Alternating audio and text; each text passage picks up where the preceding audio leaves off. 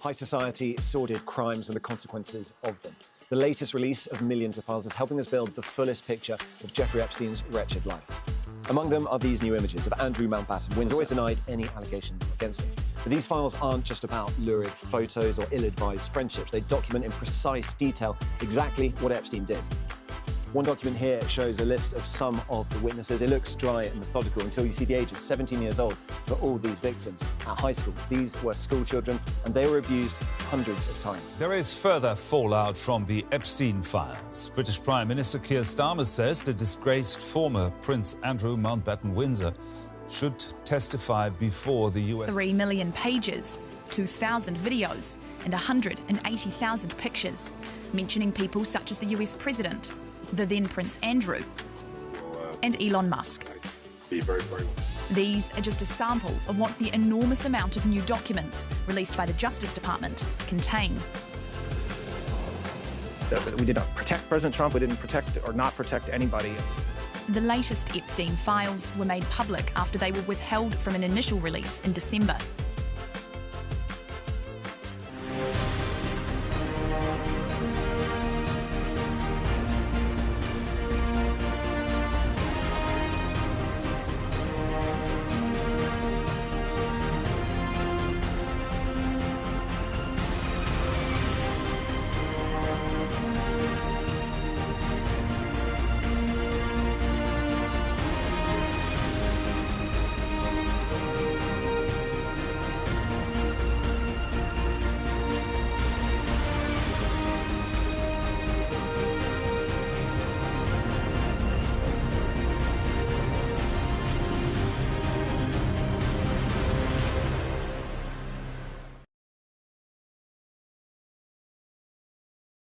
Chicks, I'm one of your hosts, Michelle. It's Sunday, which means we're going to go all around the world with this week's international world news.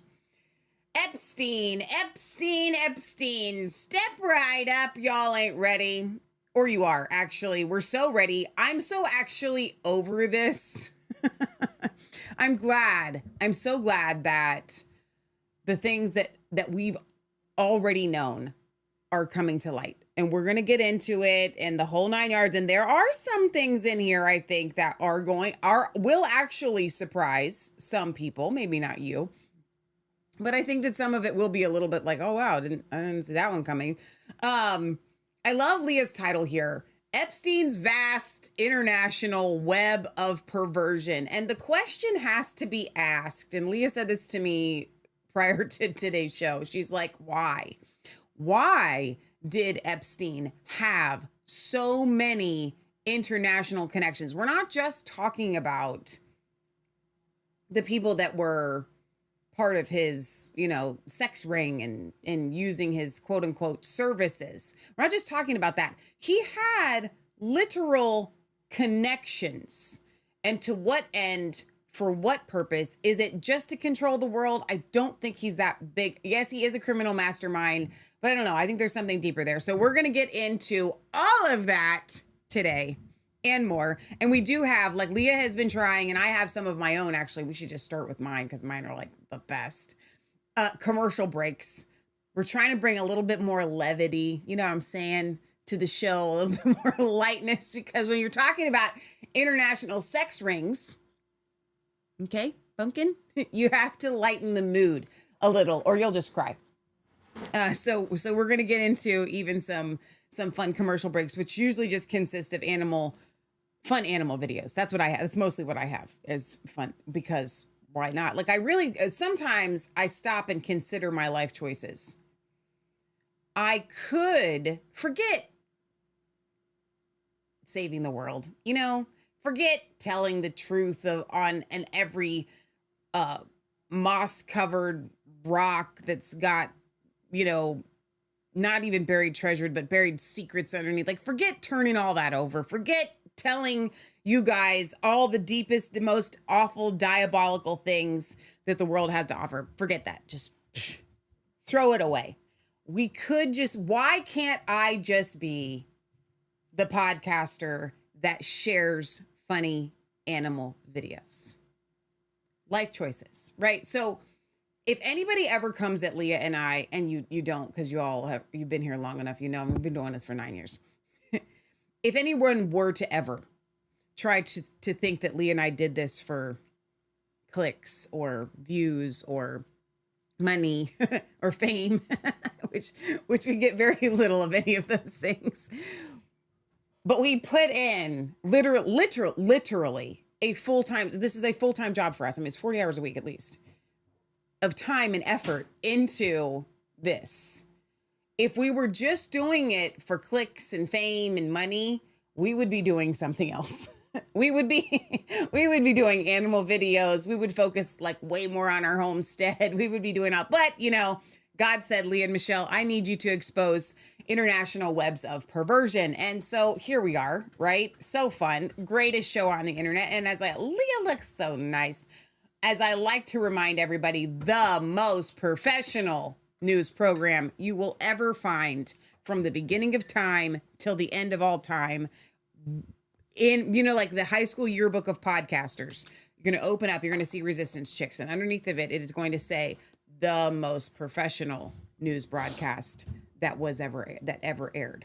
In the whole world, yeah. In the whole world. All right. So, not news related, but news to our life. We did a fun little video yesterday. We went hiking because Leah. That was so fun. Is loca. She's loco. What language is that crazy in? Is that Spanish? She's just Spanish? Yeah. She's loco. She comes to me and she's like, I'm going to the nature center. So here's the deal. Hiking is Leah's top of the list in life.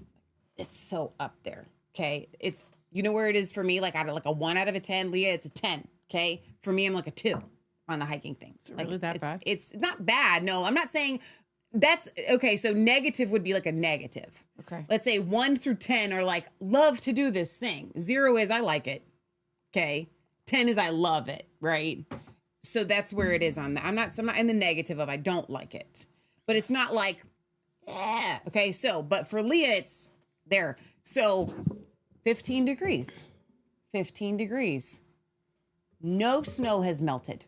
This snow, have you ever tried to walk on the beach? Like it's supposed to be this romantic thing. It's not, it's just annoying. Like if you can get it where you're walking where the water has just come and it's kind of packed down, walking on the beach is fun.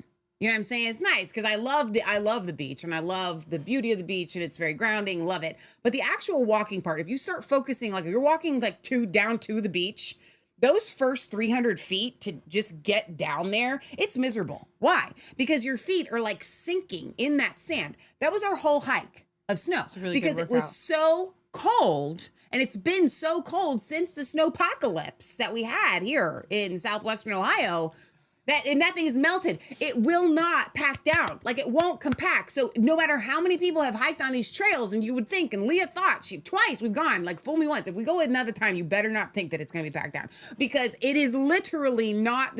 People are walking all over it, and it's just like walking on the beach in the sand. The snow's just kind of like moving a little. It's like walking uphill from sledding down the hill.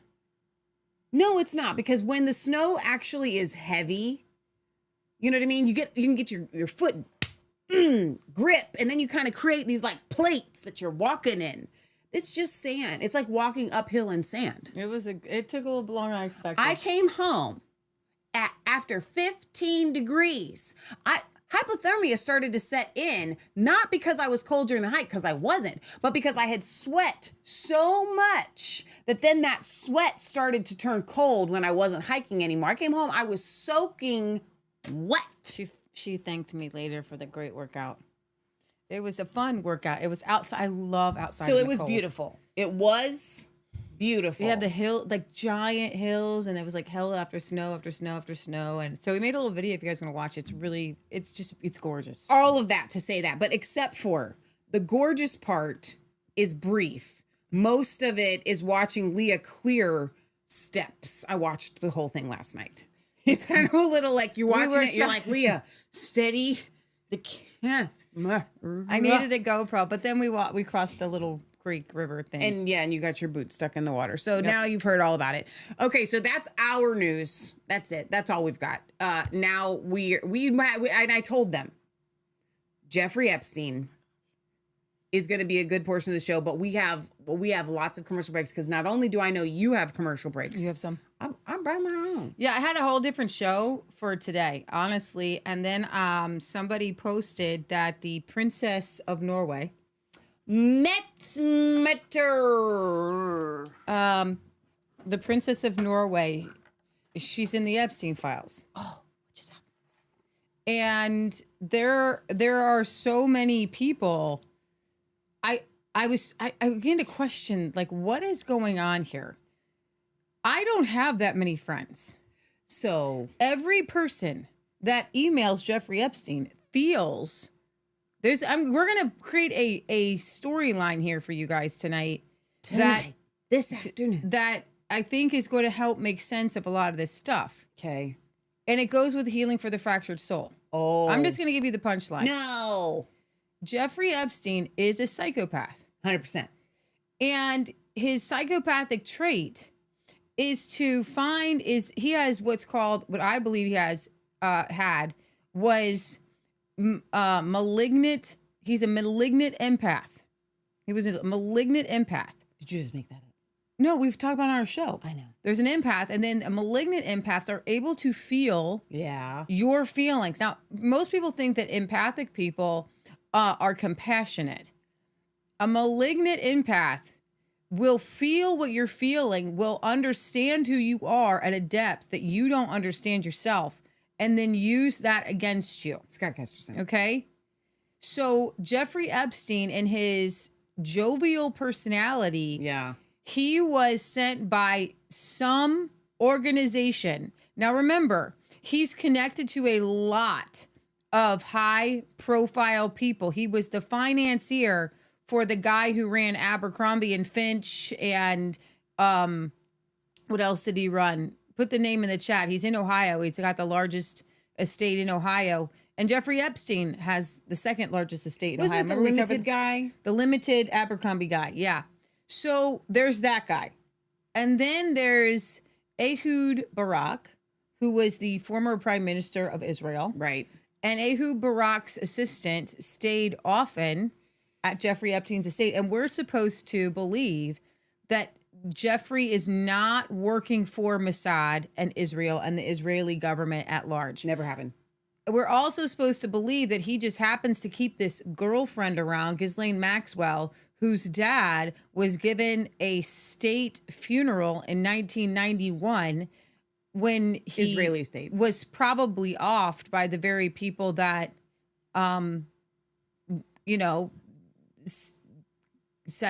gave him, props and gave him this wonderful state funeral. I'm going to just tell you for 100% fact, this is a fact. Nobody's saying it out loud. Like some people are, but like the mainstream media is just kind of tiptoeing around it. Jeffrey Epstein worked for the Israeli government at times, but not like probably the official, like just like here in the United States.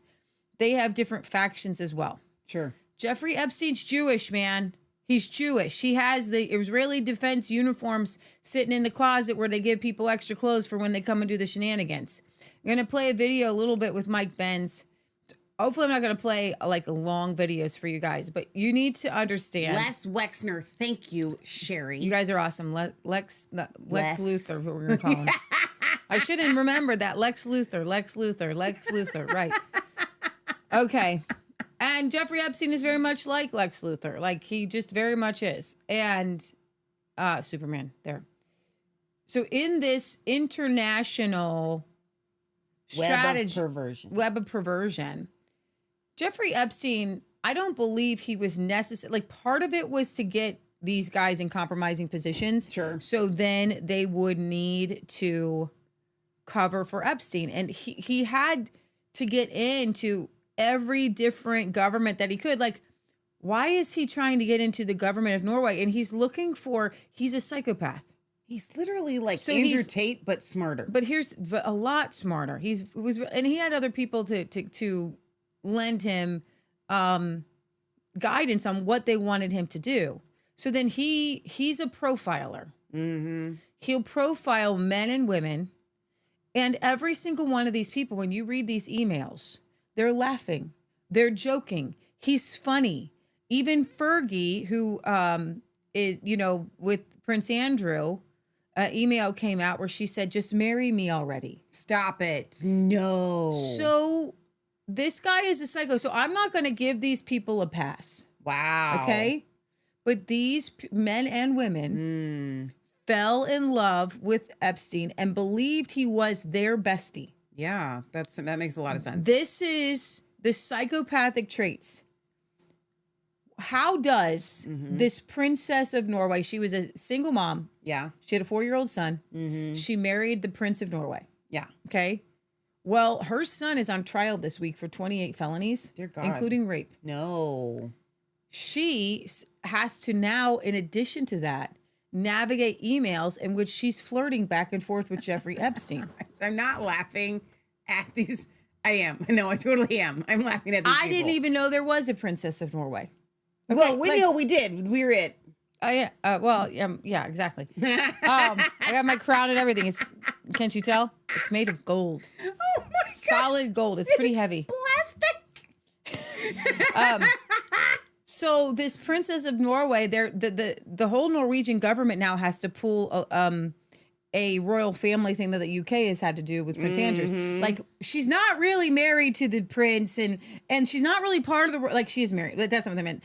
She's not really part of the royal family. And with the son that's been adopted in, well, he's not really a royal. Like, he's not really part of us. Like, he's been raised, he's in his 20s. He was raised since he was 4 as a Norwegian prince, but he's not really. So here's not the thing. really. It's like, they're all like this. I'm not here. Are you here? Oh my gosh, we're here. Oh my gosh, are you still here? Oh my gosh, Epstein. And they're all so embarrassed. She even says the only thing she can say right now, it's meet. That's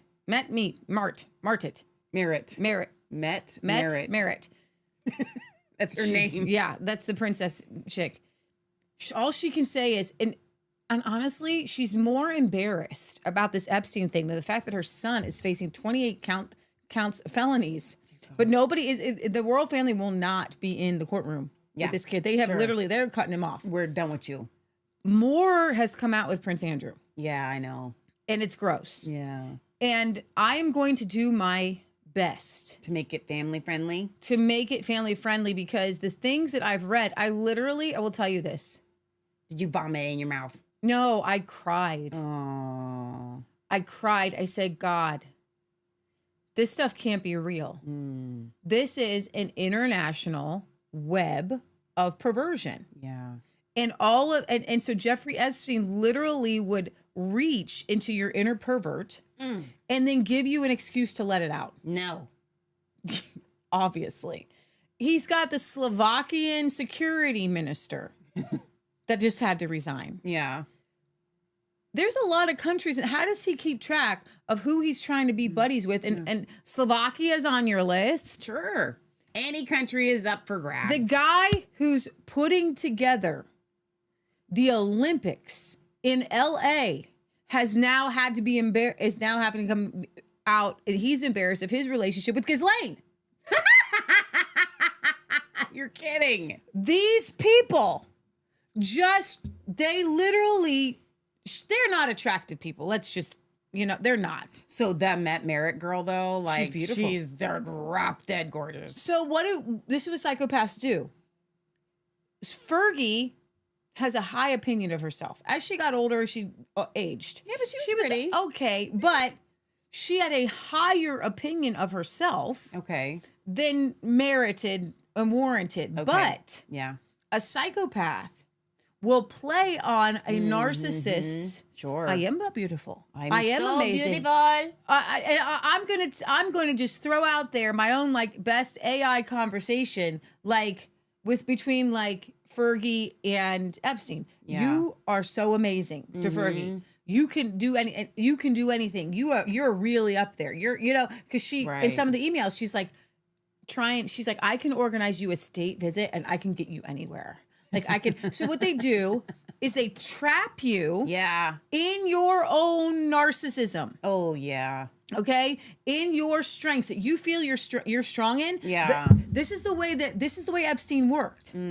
He trapped people by praise. Yeah. On the things that he could tell empathically that you felt you were strong and confident in. Yeah. Because if you feel like you're confident in the relationship, then you are going to give him access. Well, and what's more, I I'm guess, in control because what they felt. Because I've lived this, right? Yeah.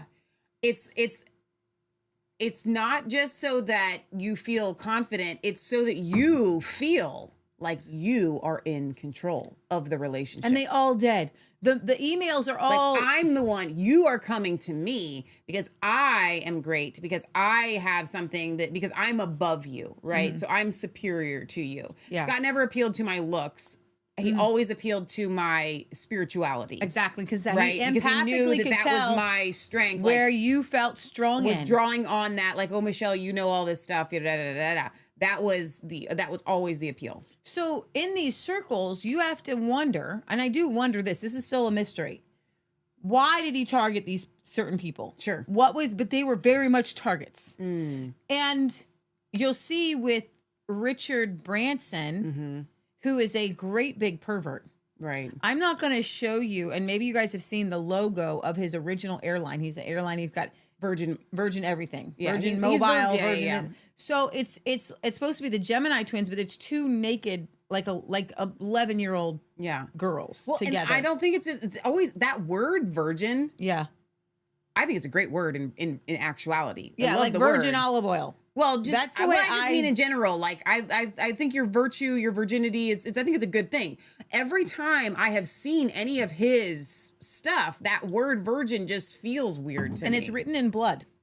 Is that what it is? It's red. It's blood. It's like, and it's got like a splat to it. It does have a splash. It's not like black ink splats. It's like blood. Splash. Virgin blood. It's like weird. That guy's a sicko. So his email came out and they're trying to cover for it. A lot of these things can't be proven as in, what did you do wrong with him? Right? He says, I'm going to meet you here and I'll set it up. Make sure you bring your harem. Yeah, I put that on our... Did you see my thumbnail today? I want to Such a see it, great actually. I really want to see thumbnail. your... Look at how cool I did it. Wow, you did it way better than me. Yeah. That's great. I know. Good job. What I mean is thanks. No, that's really great. Okay. So in this web that Jeffrey Epstein was not, you can't create a web like this on your own, and you wouldn't. What do you need? What do you need with the Princess of Norway? What do you need with... But if you're a government, you need to make inroads everywhere. And so these guys were brought everywhere. That's why every single elite person has a connection to him. And if you could understand, if you could see the way that the world, like all of these upper echelon people, they view, whether it's Hollywood, whether it's governments, they like the hats, whatever it is, every person is a potential asset that you could acquire, right? And I saw Scott do this all the time. Whether I need you now or not, I'm going to acquire you and hold you in my back pocket for a time when I do need you. So imagine the international stage is like mega. Exactly. And they all go and meet at the same places. Yeah. And they're all like, that's why we're, not in that world. You have to, the people, then you feel cool for knowing the people. And then, Michelle and I are all about ministering to people. These guys are all about extracting resources. Every single one of these people is about extracting resources. So you have Howard Lutnick, who is Trump's finance guy right now. And they played a clip of him, or we played a clip of him, and he rubbed me the wrong way. And I got to say, I am like batting 10 for 10 on these creeps. I thank you myself. Okay. Thank you, Jesus, for giving me that kind of. So everybody was like, wow, Howard Lutnick is at the World Economic Forum in Davos, and he's giving this great speech for the underdog guy. Yeah. Like, that guy rubs me the wrong way. I don't like him. So we have a video of him talking about like how he went to Epstein's house and he would never go back because it was really creepy. And he saw the massage table. He's like, dude, how many times do you get a massage? He's like, every day. And he's really being descriptive. This is what sociopaths do and psychopaths too. When I was listening to the guy, the fun guy that I like to watch who does the breakdown of psychopaths. I think I was watching somebody else. We've played on our show. They will give you 2 many details and tell you and spin you a story. Sure. When they're trying to hide something else. Sure. So he gives this an amazing, elaborate Right. story of this time that he's in Epstein's house. And he's like, and Epstein leaned in really close and my wife was right there. And he's like, every day. Okay. So he's giving these huge, big details, right? Freaking me out. I know, right? I feel like it's a But ghost then story. he said after that, he's like, I never saw him again. After that, he and his wife and 4 kids had planned a trip, according to these emails, to Epstein's Island. Hang on, wait, what you doing with your 4 kids going there? What is this, like Disney World? So these people, listen, I'm not saying that every person that was brought into Epstein's circle was like a victim. Because he's not going to bring in innocent people. In order for you to even get close to Epstein, You gotta already be down a couple he notches. has to. Listen. He already has you measured up. Yeah. He's not targeting good people. He's targeting the corrupt. He scans the room and he like has or corruptible. Let me explain to you how this psycho worked. He scanned the room. He had a list of targets. Okay. He approached each target. He gauged each target. He could tell instantly, as you and I as Christians can tell almost instantly, the spirit of the person. Come on. Okay? I can usually tell whether somebody's safe, honest, somebody I can be around almost instantly. Could you imagine trying to assess people for the opposite of what the rest of us do? He is Like, so when you get that creep factor and you're like, I don't want to have anything to do with that person, like he's that's like the opposite. Yeah, so when he feels the creep factor, okay, that's the person I'm going to target. But I want to expound on that just a little bit and maybe not so much pushback, but there is a little bit of something where it's not so much the creep factor. And I said this about Mike Bickle.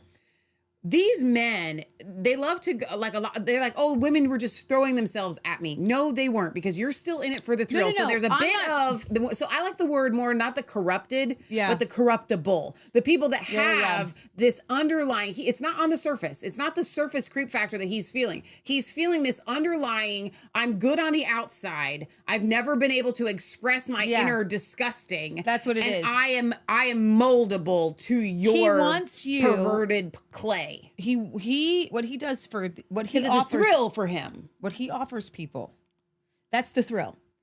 He offers you the thrill of unleashing your inner suppressed sin. Yeah.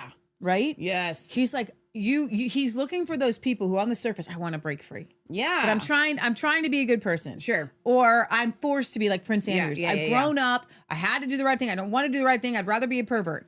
Okay. And some are obviously more perverts than others. Right. Well, I think that that's honestly one of the reasons why like a Donald Trump never was get atable by Epstein as much as these other people. You know what I mean? Because Trump already had so like freedom to do whatever he wants. Trump never felt restricted. He didn't need anybody to unleash his inner pervert. He just unleashed whatever he wanted to unleash. Do you have my links up? No, I don't have Okay, anything. so Michelle gets the links up. We're going to start with some of these characters. They're characters now in a story.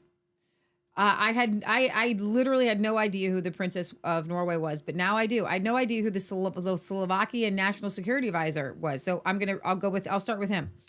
So the Slovakian National Security Advisor resigns over Epstein files, but he denies any wrongdoing.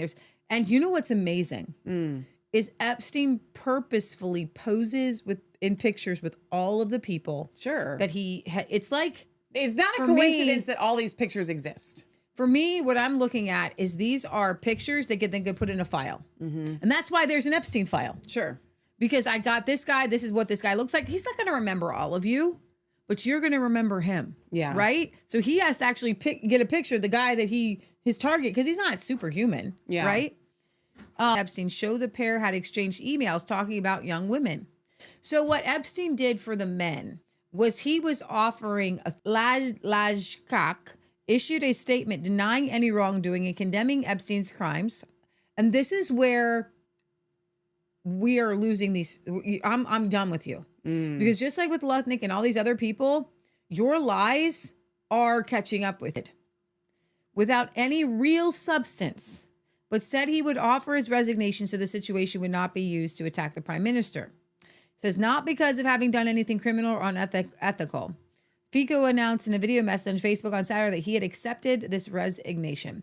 So I don't have more information on what the email exchange said. So I can, you got to come out, because the more you try, the more it comes out about you afterwards, you're just hiding it. Yeah. You're just hiding it. And now nobody's going to trust you, and nobody should trust you. Right? Let me see if I can find what was in it, so I can kind of judge for myself. So, there's Lisa Perna, Touched by Prayer. She says it's all coming out. The masks are coming off. Ick. Barry says, let's see.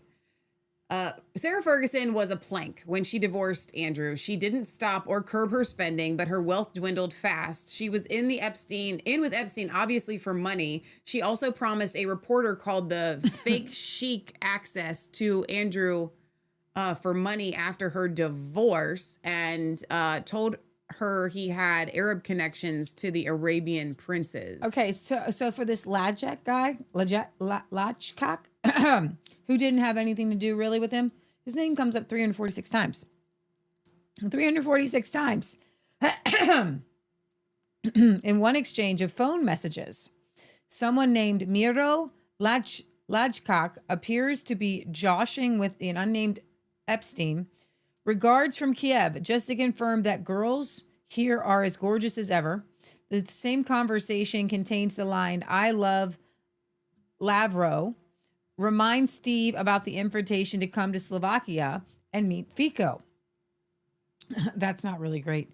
In another apparent email exchange, Lajkak appears to be asking the well-connected financier to help promote an acquaintance's film in the United States, with Epstein apparently forwarding the request to a well-known socialite and publicist who herself has fallen foul of the released files.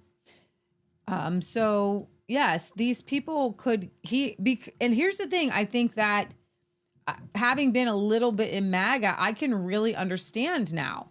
Epstein was also selling his connections, his network of connections. So, hey, I'll connect you over here, and then I'll connect you over here, right? So he's selling connections. So that's what the Slovakian guy, nope, not you. Let's go with the Indian people. They really like to, let's do this one right here. Okay. Let me switch screens here. Hopefully everything stays. It's a little glitchy today, which I have good news. Abigail's dad reached out to me. We're hopefully going to get this whole system up and running a little bit better. So praise the Lord for that. So patience. We are a little glitchy. We are getting little new glitchy. graphics We are cards getting new graphics from cards. Russia. Now, we don't know where it's coming from. Okay, here we go. This is what I have. Now I've got the proper window up. 1, 2, 3. One, In the middle there. In the middle three, boom.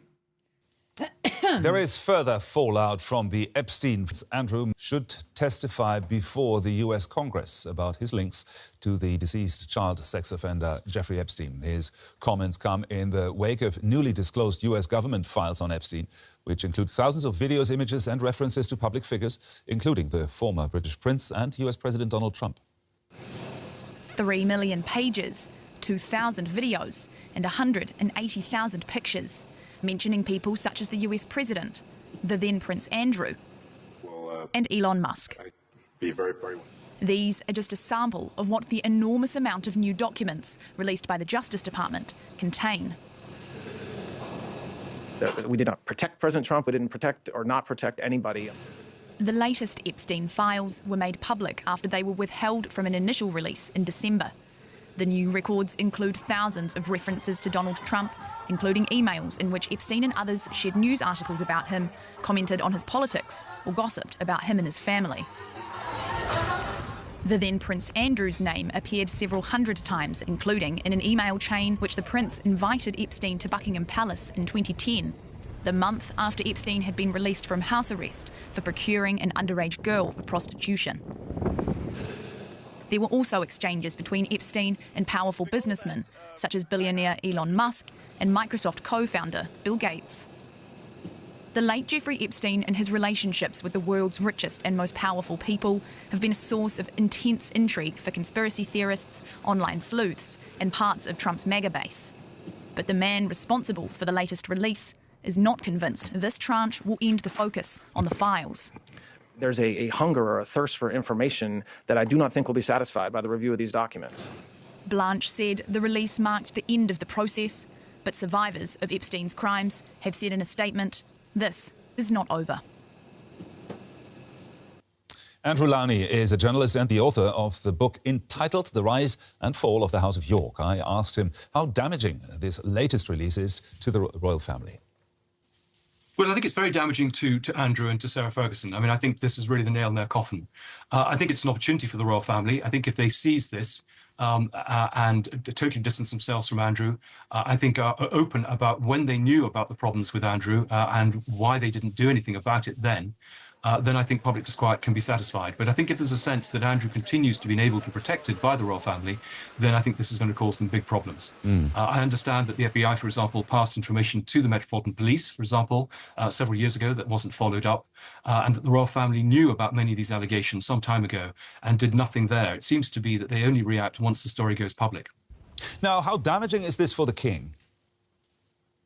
Well, it makes the king look very weak. There's a big dispute about who has actually been responsible for driving Andrew out of Royal Lodge and out of public life.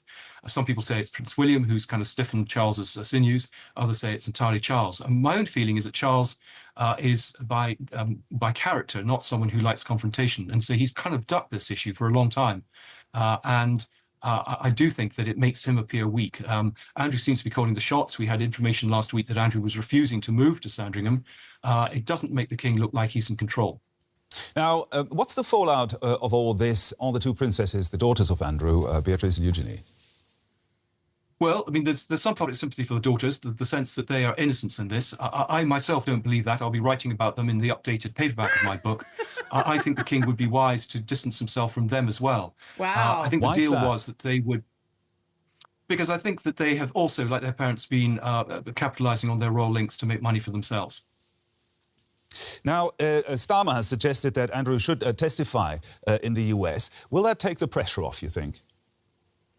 No, I mean, Starmer has done this in the past and he's been totally ignored. I don't think Andrew is going to give evidence. It would only further incriminate him. He's refused consistently over the many years to talk to anyone or to answer any of the allegations. So I think the only way that he can be held to account is if he is investigated and charged. The royal commentator and author Andrew Lowney there. Thank you. So that's super interesting to me. Okay, so he, I think most of us would probably have thought the same thing. Like, oh, look at the daughters of Prince Andrew. They're probably innocent in this. And that commentator's like, no, they're all in on this to make money. Like the whole daggone family. So play the next one. This is the Sarah Ferguson's weird, Just Marry Me.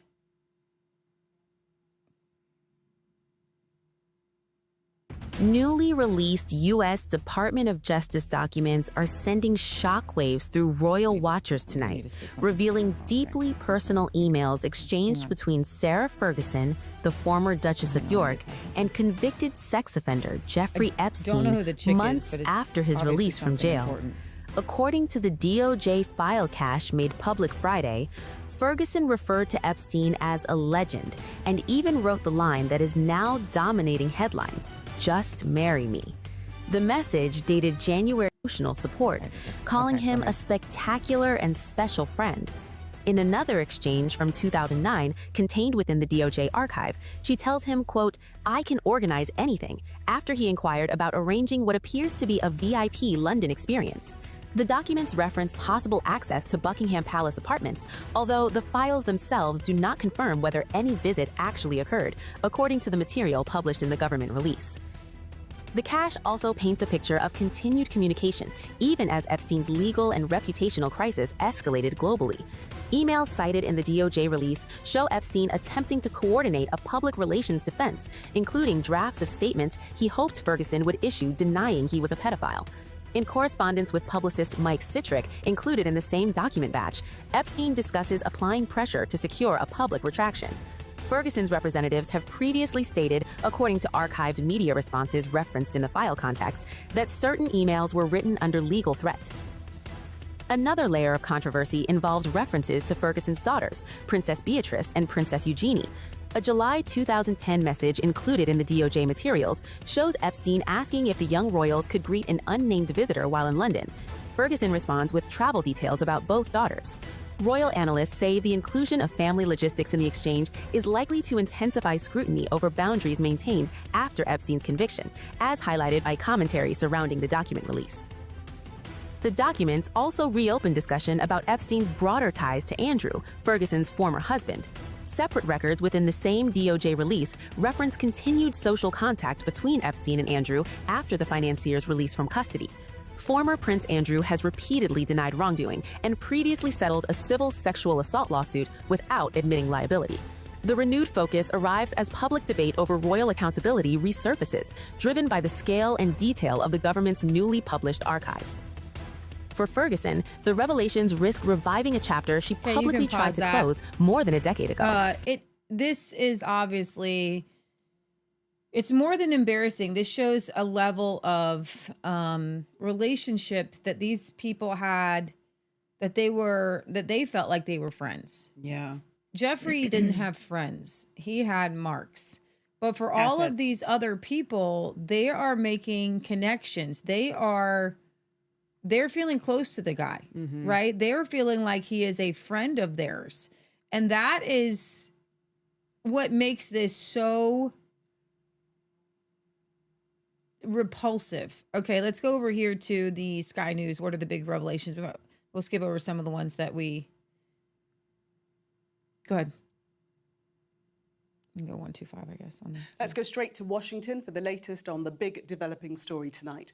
The release of millions more Epstein files. Our US correspondent James Matthews is looking through the documents for us. And James, what have you uncovered so far? Yeah, hi, Gillian. Quite a bit to go through. More than 3 million pages, 2,000 plus videos.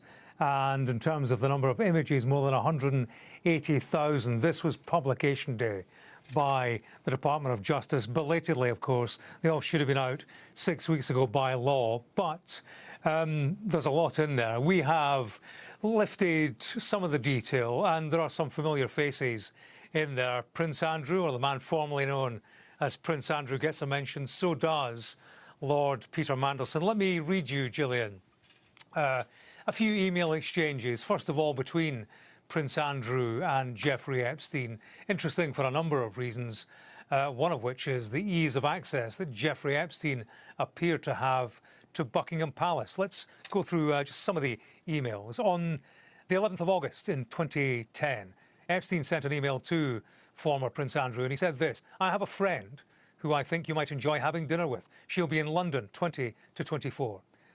And Andrew replied, "Of course, I'm in Geneva until morning of 22nd, but would be delighted to see her. Will she be bringing a message from you? Please give her my contact details to get in touch." He also wrote, "Great, any other information you might know about her that might be useful to know? Like, what have you told her about me? And have you given her my email as well?" Epstein replied, "She's 26, Russian, clever, beautiful, trustworthy, and yes, she has your email." Andrew replied, "That was quick. How are you? Good to be free?" And Epstein says, "Great to be free of many things." Now, Gillian, let me read you an email, and this is from Sarah Ferguson. Clearly, Epstein was a friend of the family. Sarah Ferguson, Andrew's ex-wife, of course. She wrote a letter, said this: "Thank you so much, Jeffrey. I had the best discussion with Target on Friday, and they want desperately the whole Mother's Army project. They also want to get behind my entire Sarah Ferguson brand, books, etc. Tommy Hilfiger wants to build my entire apparel, fragrance, etc. brand and sell it on QVC. NBC want my Mother's Army TV show. Ben Silverman wants it. So too does Ryan Seacrest. In just 1 week after your lunch, it seems the energy has lifted. I have never been more touched," she says, "by a friend's kindness than your compliment to me in front of my girls." And she finishes, "Thank you, Jeffrey, for being the brother I have always wished for." Wow. Lord Mandelson, remember their association. Nothing new in the fact that they had a friendship. Mandelson, a visitor to his island, of course, and also a contributor to that notorious Jeffrey Epstein birthday book. Well, there are more email discussions taking place between Mandelson and Epstein. Let me read you one or two. Jeffrey Epstein wrote to his accountant, "Send 2,000 per month to Ronaldo." Now, Ronaldo, it was the then partner of Lord Mandelson, now husband. The reply from the accountant to Epstein says this. Okay. Is this in addition to the 13K you wrote in previous email? Please confirm currency we are sending is US dollars. Will this occur on the 1st of every month? If so, should I start with April now or May? Please advise. Epstein responded saying, no, after rethinking, send $4,000 only. So that's discussion between Epstein and his accountant, and that essentially was Epstein channeling money to the then partner of Lord Mandelson at a time when Lord Mandelson was business secretary of Her Majesty's government. One thing on Epstein I would mention. This guy, Lord Mandelson, he was a former UK ambassador to the United States, Labour counselor, Labour Party guy. He's obviously a Lord. Dude's working both sides.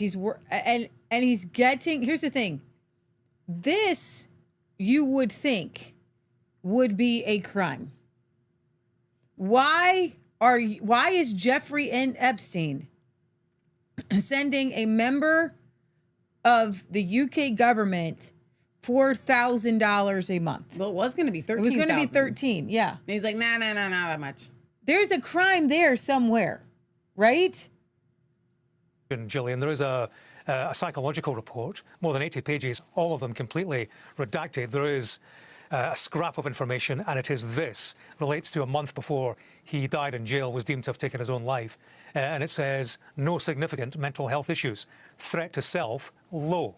And that was in July 2019. He took his own life a month later in August 2019. So that just gives you a flavour of some of what we're seeing in this latest tranche of files. James, there are references to President Trump in these documents, aren't there? There are, and it's early, Gillian, and yes, there are references.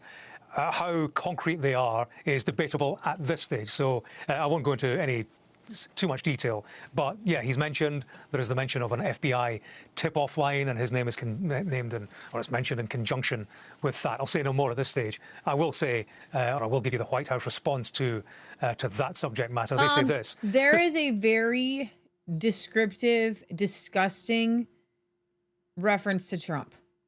Please don't read it. This was, in my opinion, somebody planting something on Trump. Mm-hmm. And you can tell, and unfortunately what these plants do is discredit the real stuff. Yeah, so there's no email exchange. There's no solid evidence. Okay. So whatever that was, please don't read it. It's repulsive and disgusting from somebody. It's not real. I can tell you right now, it's not real. And that's why this guy is like, we all know this isn't real. Even though we may hate Trump, we're not going to say this one because that would put us in a very bad light. The subject matter, and it's going to take days for all of us to wade through it. I suppose chief among the questions is who's in Jeffrey Epstein's orbit? What was their association? Is there any suggestion that they are associated with criminal wrongdoing actively, or just by enabling him, perhaps through their silence? And that will be a question for many people. It will be a question for the President, Donald Trump. Media move to do it on a Friday afternoon. And also another classic move. At the same time, Donald Trump went on his Truth Social. Okay, we don't need to hear about Donald Trump because, like, he's not really in... He is part of this, but not to anything that's... They want him to be a part of it. Everybody wants Trump to be a part of it. We've showcased on our program what Trump is a part of. What Trump is a part of, and it's still wrong. And if anybody should be ready to throw Trump under the bus, it would be Leah and I. Mm-hmm. Okay, but I don't think that he belongs in these files the way that the rest of the world wants him to be there. Mm-hmm. It's just not there. So like, who cares? He has other things that you can discuss. And if you're going to muddy the waters from people who are in this orbit, he's not part of this per se. Now, I want to play a little bit of Mike Benz over here. This is from 4 months ago, but this gives us the why. The why. Why is he doing this? It's going to be, right, that one, What just leaked online were about 100,000 emails from Ehud Barak's private email. These emails showed that there was this joint relationship between Jeffrey Epstein, Ehud Barak, and Prince Andrew in the UK. Ehud Barak arranged a secret visit to Epstein's private island without security in 2014. Why do you think that is? Mario, can you think of a reason? I'm hoping that there's something less sinister there. Maybe they're talking about some business. In the emails, they also talked about women. Virginia Giuffre, for what it's worth, alleged that Ehud Barak had sexually assaulted her. This is public information. I'm just shocked that this is not all over the news. Epstein learned the magic of having young, attractive women around as a way to juice deals. But you know, if you go in on a deal with Epstein, you are going to get invited to these parties. And you're going to have, again, the opportunity to access things that money can't buy. When you look at the scale of people in Epstein's network, and not a single one has come forward and said, I was blackmailed, someone had to have been keeping tabs in the intelligence sphere. That's what I'm saying. This is so deep that nobody is coming forward even saying that they were blackmailed. They still think that they were like willing participants.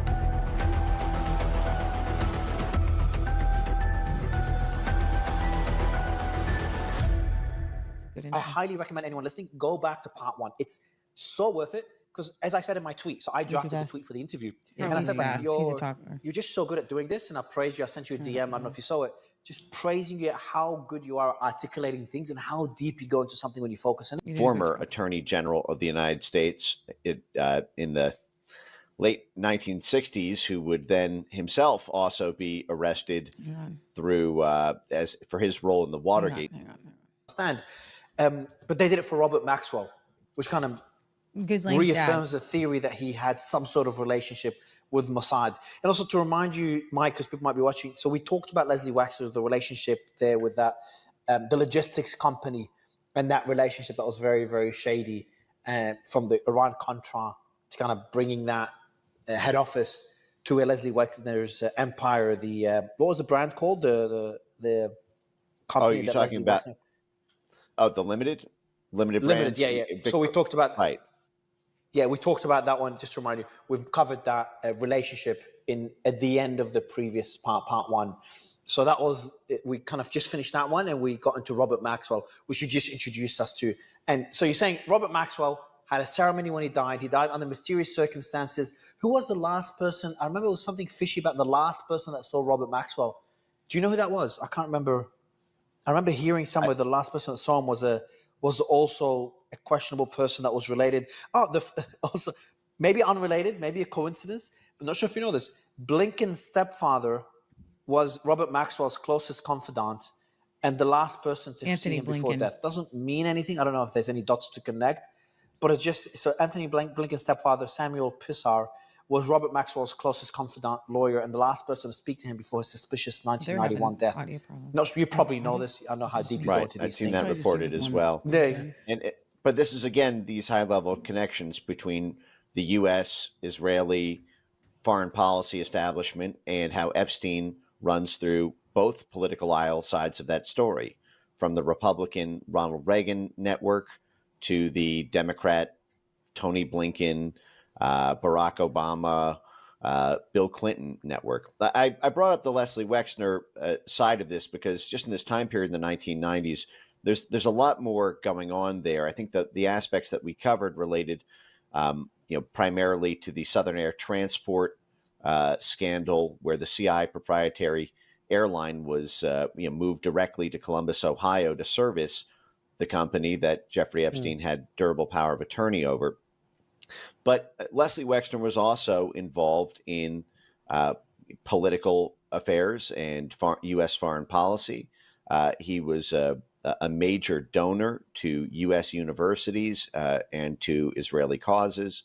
And it was, by all accounts, how Jeffrey Epstein got the financial largesse that it's unclear the extent to which he had in the 1980s. Famously, the famous place in New York, for example, that Ehud Barak would visit dozens of times, and the largest single residence in New York City that Jeffrey Epstein held, he got through effectively a free transfer from Leslie Wexner. What's interesting as well is that before that, Jeffrey Epstein lived in New York City in another very, very large residence that was seized by the U.S. State Department from Iran. And so Jeffrey Epstein had, Mario, I don't know that you and I could arrange something like this. Imagine having the U.S. State Department as your landlord and your rent payments are going directly to the U.S. State Department because the State Department selected you to live in the residence seized from the government of Iran. And this again gets back to this kind of U.S., UK, Israeli, Saudi counter Iran operations from the late 70s. So who 80s. who lived there? You're saying that's the place where Epstein lived? Yes, That was confiscated from Iran by the U.S. State Department? Yes, and then leased directly to Jeffrey Epstein in Jeffrey Epstein's name. This was reported. Everyone can Google this right now. I believe it was covered by the New York Post, several other outlets in the 1990s. You can just put in Epstein, State Department, Iran. The State Department once rented a townhouse seized from Iran to Jeffrey Epstein, then sued him for subletting it. Jeffrey Epstein, like, I don't even need this thing. His Upper East Side mansion has become notorious for its reportedly macabre interior decor. It's just macabre. But he has, used to live in a different Upper East Side's mansion only a few blocks away. It's a mansion that embroiled him in a dispute involving a lawyer for French Connection heroin ring suspects, the State Department, and Iran.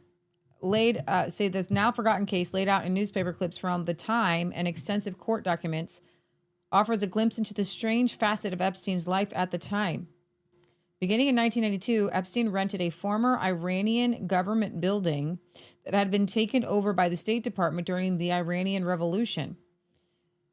He rented it at $15,000 a month, but things went sour when the government sued Epstein, alleging that he had at one point failed to pay rent on time and had violated the lease. So that's weird. Could you imagine $15,000 a month back then? What is that? What would that even be? This is just so weird. That's crazy. We're going to play a little bit more of this and we're going to move on.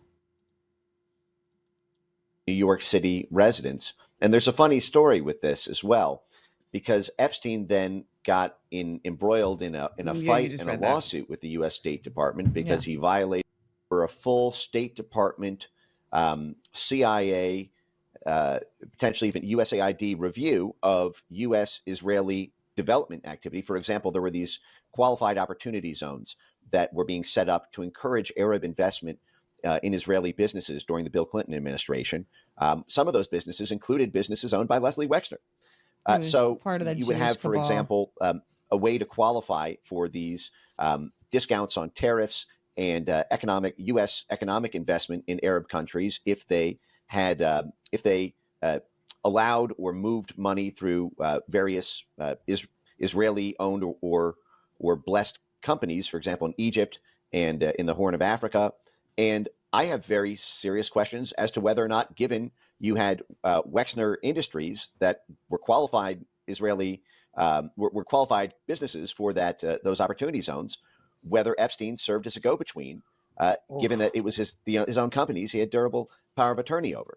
Now, again, this is reaching back 30 years. So if you don't remember, Les Wexner is Jewish, and he's part of the Jewish cabal with Woody Allen and a bunch of other big names in the media mogul like sphere who were promoting Zionism and Israeli causes. And so what Epstein essentially was doing was he wasn't just a go-between for, I think this is way bigger than we think. He wasn't just a go-between and a maker and a wheel and a dealer for the Israeli government. It was kind of like Israelis at large. Like, Israelis stand for Israelis. They just stand for each other. And this is kind of like this underlying thing. They have a really good way of like not saying things that shouldn't be said. Like Marianne Adelson, who was asked last week, can you have all this influence? Can you tell us how you have influence over the White House beyond the millions and millions that you give? And she says, I'm not going to answer that. So how is your influence had? Well, you pick a dirty guy like Epstein and you launder your influence through a guy like Epstein. And Epstein's the guy in the movie who says, I'll get it done. I'll get it done. You can have your hands clean. I will get it done. So you got Epstein that is leasing a property from the State Department that was confiscated. A little bit here. Coalition partner dynamics in the Middle East. Immediately, as soon as Bill Clinton leaves office, as Epstein had met with the Bill Clinton White House 17 times at least during that period while Clinton was president, Jeffrey Epstein then is effectively Bill Clinton's air chauffeur as Bill Clinton does a Africa trip, visiting, I believe, 5 African countries, being flown around personally by Jeffrey Epstein on Jeffrey Epstein's jet. I believe there were other high-profile figures and celebrities who were part of that trip as well. But it's at that time, while Bill Clinton is effectively campaigning on impact investment and the need for development finance to flow into Africa, that Bill Clinton sets up the Clinton Foundation. Jeffrey Epstein, as I mentioned, his lawyers testify in court later that it was Jeffrey Epstein's idea. He was part of the founding crew that came up with the concept for the Clinton Foundation. And this was also echoed directly by Ghislaine Maxwell in her testimony to the Department of Justice. Of course it was. But the intelligence did not go with him. The Secret Service did not go with him to the island. Well, first, Mario, who's going to report this? Ehud Barak is probably the #1 ally within Israel of the Democrat Party. The Democrat Party has an incredible amount of beef with Bibi Netanyahu and the Likud Party. It appeared that they were using U.S. aid funds to fund protests in front of Netanyahu's house and trying to work with the parts of the Israeli Ministry of Justice to try to advance the corruption trial against Netanyahu. Netanyahu was in an explosive war with the U.S. foreign policy establishment under Barack Obama. Barak, not Netanyahu. They were sleeping with girls that were above the age of 18, but they were obviously younger, and Epstein kind of used that to honeypot them and have something against them as leverage, either for his personal protection or for the intelligence. What are your thoughts? My personal opinion as of now, and I could be swayed by evidence on either side of this, but my impression is that Epstein learned the magic of having young, attractive women around as a way to juice deals in the 1980s. Adnan Khashoggi was doing the very same thing in the 1980s. Adnan Khashoggi, who we talked about last time, was the world's richest arms dealer. By the way, it's worth noting that just last week it broke that a major Saudi arms dealer who's named in the Epstein files just purchased a string of D.C. hotels, including the D.C. Capitol Hilton. So it looks like the Saudi arms dealers are still there's so many of them that Epstein was working with. But in terms of the role of women in this, I don't think that Epstein, and I catch flack for this sometimes. This is not a defense of Epstein. This is simply how I see the arrangement working. I don't think Epstein would have directly tried to have blackmailed anyone in his circle about the women issue. I think that the moment Epstein does that to one person, he loses everyone. That's true. Word gets around. People tell their wives tell their girlfriends. They have to hire crisis PR response teams. Things leak out of there. If Jeffrey Epstein had tried to blackmail Bill Gates or Prince Andrew or one high-profile person, and it gets around that you can't trust Epstein to keep his mouth shut about this, and whatever you do on the island, if a tape leaks, that means everybody knows never to go to that island again. You lose the access. You lose the deal flow. You lose the power of the network the moment you corrupt that. Now, that's not to say that. What if he never actually got to the stage where he needs to blackmail someone? What do you think is the possibility that he has all that, but he's never actually used it to his advantage? Or maybe he has back when he had to kind of twist the arm of Alex Acosta when he was being charged by those 40 witnesses. They had 40 witnesses against him. Is that a possibility as well? Because for me, it doesn't make sense on, like, why continue doing it after 2000, whatever, 6 or 8, when he almost faced jail time? That's what I don't understand. I don't understand. Do you think people voluntarily went there and they knew they're underage girls, or it was just a coincidence, or what? I think they knew it was a fun party where they've got a great chance to meet young, attractive women. If you are a 65-year-old, very high net worth individual, you're not going to meet a 20-year-old girl in a bar. You're going to get looked at like you're just another guy, or your clout doesn't speak for you, and you don't. I've seen this in the kind of. This is the sort of thing that's not particularly uncommon for rainmakers and deal makers to not at the scale that Epstein had. But again, I come back to Adnan Khashoggi, who was this deal maker, broker in the arms trade in the 1980s. And Adnan Khashoggi would show up to parties with 100 to 150 women who he would just essentially pass off on his friends and deal-making counterparts. And it was like something extra added to the deal and a reason to be in bed, so to speak, financially with Adnan Khashoggi, because he gives you a currency that money can't buy. There is, you know that you will be able to you can pause that. have a good time. I think that is really interesting, and we don't have time in this Sunday show to go deeply into the Israeli connection and to the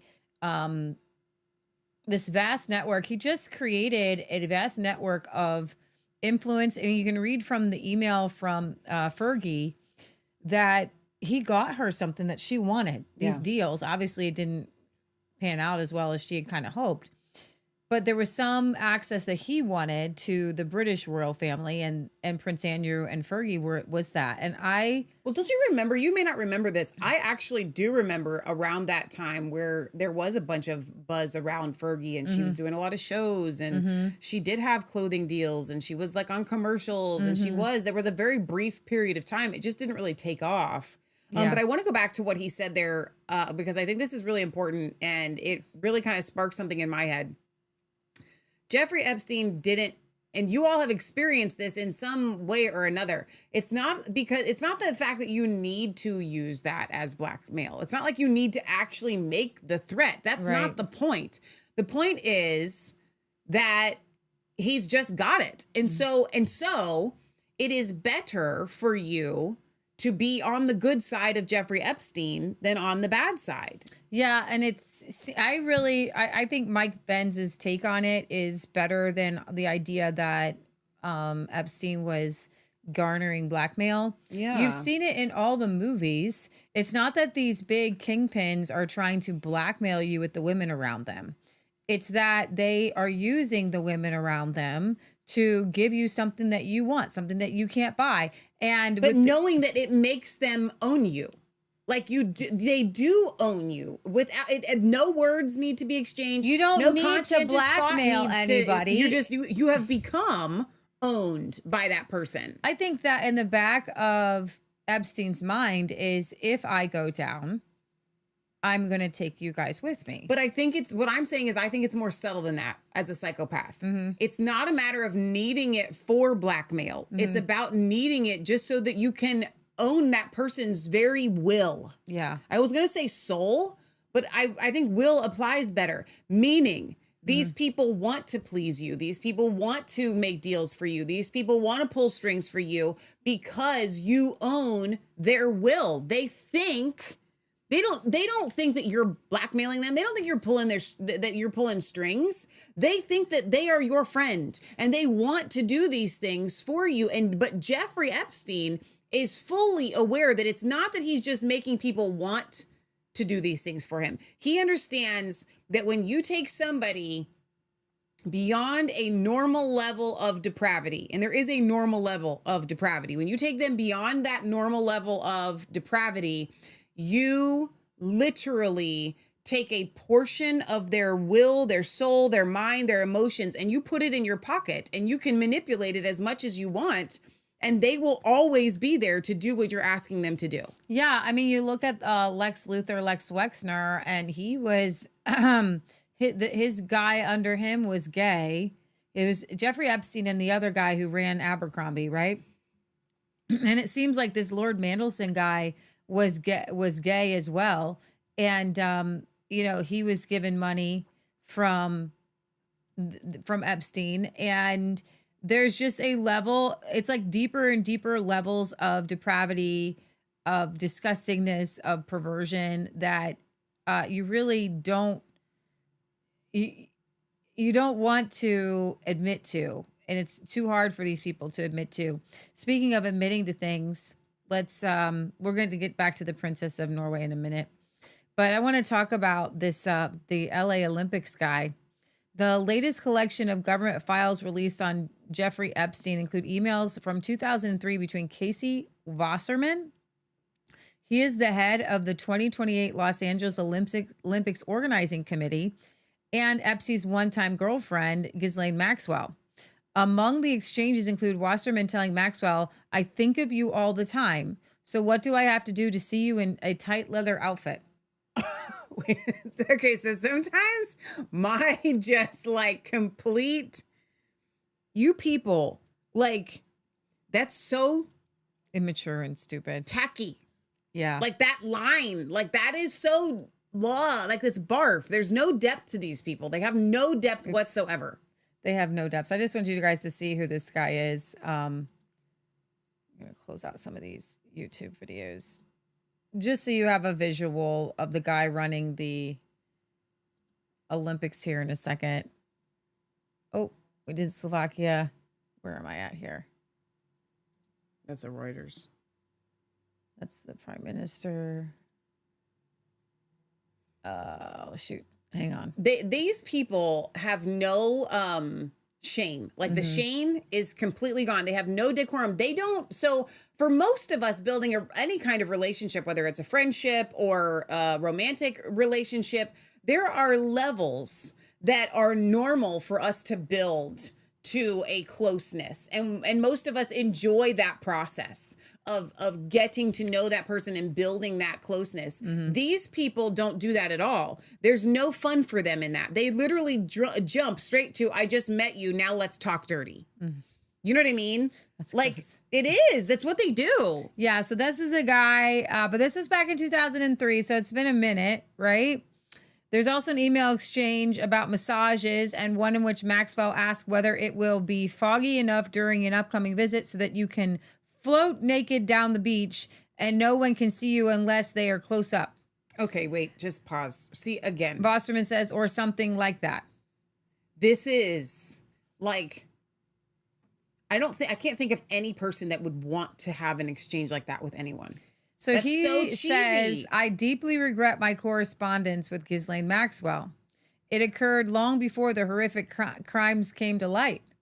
I never had a personal or business relationship with Jeffrey Epstein. As is well documented, I went on a humanitarian trip as part of a delegation with the Clinton Foundation in 2002 on the Epstein plane. I'm terribly sorry for having any association with any of them. Are you sorry about how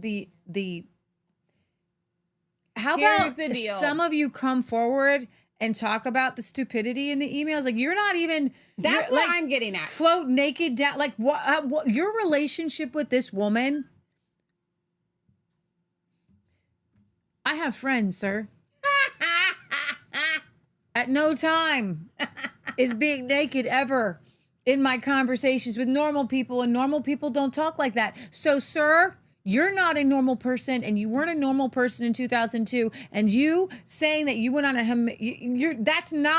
we're not buying your humanitarian thing with Epstein's plane and Clinton, and we're not buying that. You literally are, you're obviously a pervert. You're obviously a debased, and that's what we were talking about. Epstein and Ghislaine went with the people, and so what did they do? They pull out your inner pervert. So Ghislaine and Maxwell, or Ghislaine and Epstein, as through these emails, what we see is them pulling out the pervert, pulling out the pervert, pulling out the pervert in everybody. Now, there is the base level. So we want to have the conspiratorial level, which exists, okay? But then there is the base level that I truly believe. It's not that I believe it. I know it's in the facts. Epstein and Ghislaine are like they're sex addicts, okay? They are, they're the lowest. They are so depraved. Like it's everything. Okay, so example. I don't think I mentioned this to you the other day. So Uncle Jack had to go to the emergency room, and his nurse was a male and clearly a homosexual, because when he told me about the person that he lived with, he said my partner, but you could tell. I mean, everything about this kid was flamboyant. He was nice. He seemed like a competent enough nurse. I didn't have any issues with that aspect. But the ER, the corner that we were in, is very tight. And the nurse's station was literally just like 8 feet away, like across the hall and kind of catty corner.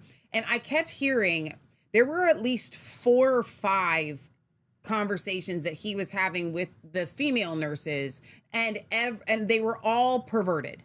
They were all sexual or about drinking and getting drunk. And like, you could tell my heart actually broke for this young man, because this is the level that he lives at, where you have to constantly be talking about perverted things or you don't know how to get by, because at that point you're so depraved that it's actually only a very, very tiny dopamine hit, but it's what you need to get through the day. You have to have it to get through the day. Like he couldn't make it. He would die, right? Crash if he wasn't constantly bringing up perverted things throughout the day. Now, the other nurses were putting up with it and going along with it. And I could tell that there was one that was especially kind of like enjoyed the banter. You all have had these people in your lives. I do not put up with this. But a lot of times it is homosexuals, but it's not. But here's the deal. Jeffrey Epstein didn't have to be a homosexual to be the lowest of low Alfred Kinsey pervert. Okay. So he and Ghislaine actually lived at that level of where it's everything in every conversation. For some people, it's curse words, right? They have to curse throughout the day all the time. Every other word is a curse word. For these people, it's every other word is perversion. Okay. They have to have it. Exactly. Michelle, maybe you can bring up a better picture than this article has of the Norwegian princess here. Norway's crown princess, whose son is actually standing trial this week for rape, was drawn into a new controversy this week after newly unsealed U.S. documents revealed her unexpected friendship with Jeffrey Epstein. The crown princess Mette-Marit's name appears at least 1,000 times in the millions of new Epstein documents. Messages between the two published in Norwegian media date from 2011-2014, when she was already married to the future king of Norway. In one email, Mette-Marit asked Epstein if it was inappropriate for a mother to suggest two naked women carrying a surfboard for my 15-year-old's wallpaper. Wait a minute, what? Is it inappropriate, quote, for a mother, quote, to suggest two naked women carrying a surfboard for my 15-year-old's wallpaper? Let's see this son. Let's see images of this son. He's intense looking. He looks like a villain. We've seen him. We've talked about him. Yeah. Of every character. He's a villain of all the movies. Yeah. Like they picked that kid. He's a villain. He's a super villain. This mother was highly perverted. Yeah. And created a son who was highly perverted. Yeah. So she is now just kind of embarrassed, but taking no responsibility for the fact that her son is up on rape charges. Hey, lady, maybe you don't put naked women on your son's wallpaper at 15, or he might become a rapist. Okay? Because you're messing with his head. And the fact that you would even suggest your son be sexualized at 15, I'm wondering your relationship with your son. That's kind of where my brain went. Mm-hmm. Because you just crossed a line there. You made a sexual remark about your son. You wanted your son to be sexual. You're a pedophile. Mm-hmm. That's a pedophilic statement. Yeah.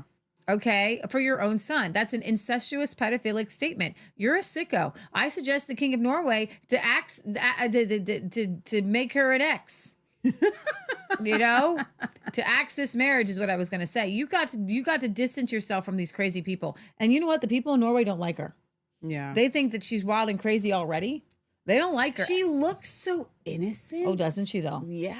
Doesn't she though? Like she just has this kind of air of just like you wouldn't expect. You would never. You know, she looks a lot like Erica Kirk. Doesn't she though? Yeah. Well, Erica Kirk's Swedish. Yeah. Yep. Okay. In another, she told him he was very charming. When Epstein told her he was in Paris on a wife hunt, of course he was. What? In 2012, she replies saying the French capital is good for adultery. Nuh-uh. And that the Scandies are better wife material. No. The Scandinavians. Oh my gosh. So the French are good for adultery, but the Scandinavians are good for wives. Epstein had at that point already pled guilty in 2008 to soliciting a minor for prostitution.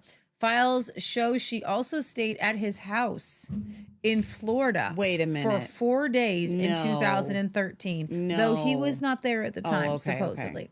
Okay. So on Saturday, Mette-Marit addressed her, quote, embarrassing friendship with the disgraced financier. I showed the poor judgment and I deeply regret having any contact with the Epsteins. It is simply embarrassing. She's 52 years old and said she was responsible for not having checked Epstein's background more closely. I bet she and sounds not understanding quickly enough. Let me go with it. That was the kind of person he was. Oh my God. Yet in 2011, Mette-Marit wrote to Epstein that she had Googled him, adding, it didn't look good. Okay, here's the thing. ending the sentence with a smiling emoji. Nuh-uh. I'd have Googled you. It doesn't look good. But here's the thing. This woman is here's the thing. I think that most of these elites are sociopaths. She's a sociopath. She literally said, and she tells, you come out and boldface lie to people. I did not know who he was. I did not know. I'm hanging out. Here's the thing. You know, I don't really stay at people's houses, but I'm going to know them just a little bit before I go and stay at their house. Even if it's you're not there. Okay? You showed a very intense, close relationship by asking about the naked women wallpaper with a stranger. You're the guy that you didn't know much about. You obviously knew he was perverted enough to answer your question on inappropriateness. And why are you telling... You obviously knew him well enough to say that the French capital is good for adultery when guess what? He's not even married. So this is really weird. According to the palace, Meet Merit had ceased contact with Epstein in 2014. I quit. Because she felt he was trying to use his relationship with the crown princess as leverage with other people. Oh, really? Now, yeah. I want to know the details of this. Mm-hmm. Because obviously, he's not going to come up to you. You're married. He doesn't want anything from you. It's probably he wants something from Norway. She probably did not come up with that. It was probably the Norwegian... Smack. He just wants us, woman. Right. Stop it. Have you watched all the movies of people in all palaces ever? You're the weak link, girl. You're the weak link. Historian and royal expert Ole Jorgen, not going to say his whole name, it almost gives the impression that they were the close of friends. He noted, however, the broader context of the messages was unknown. A crown princess is never a private person. This shows in any case a lack of judgment, and that all the safety catches around her also failed. On Tuesday, her 29-year-old son, Marius Borg Holby, this is horrible, born from a relationship before her marriage with the crown prince, goes to trial. He's accused, I thought it was 28, 38 crimes, including rape of 4 women, as well as assault and drug offenses. He faces up to 16 years if found guilty. 4 rape charges and assault. And this woman's like, I'm just so embarrassed. That's all it is. Let's play this a little bit here. You can see her. I mean, this is a beautiful family, beautifully psycho family. And beautifully psycho. Hang on, wait a minute. Should be right here? Yeah.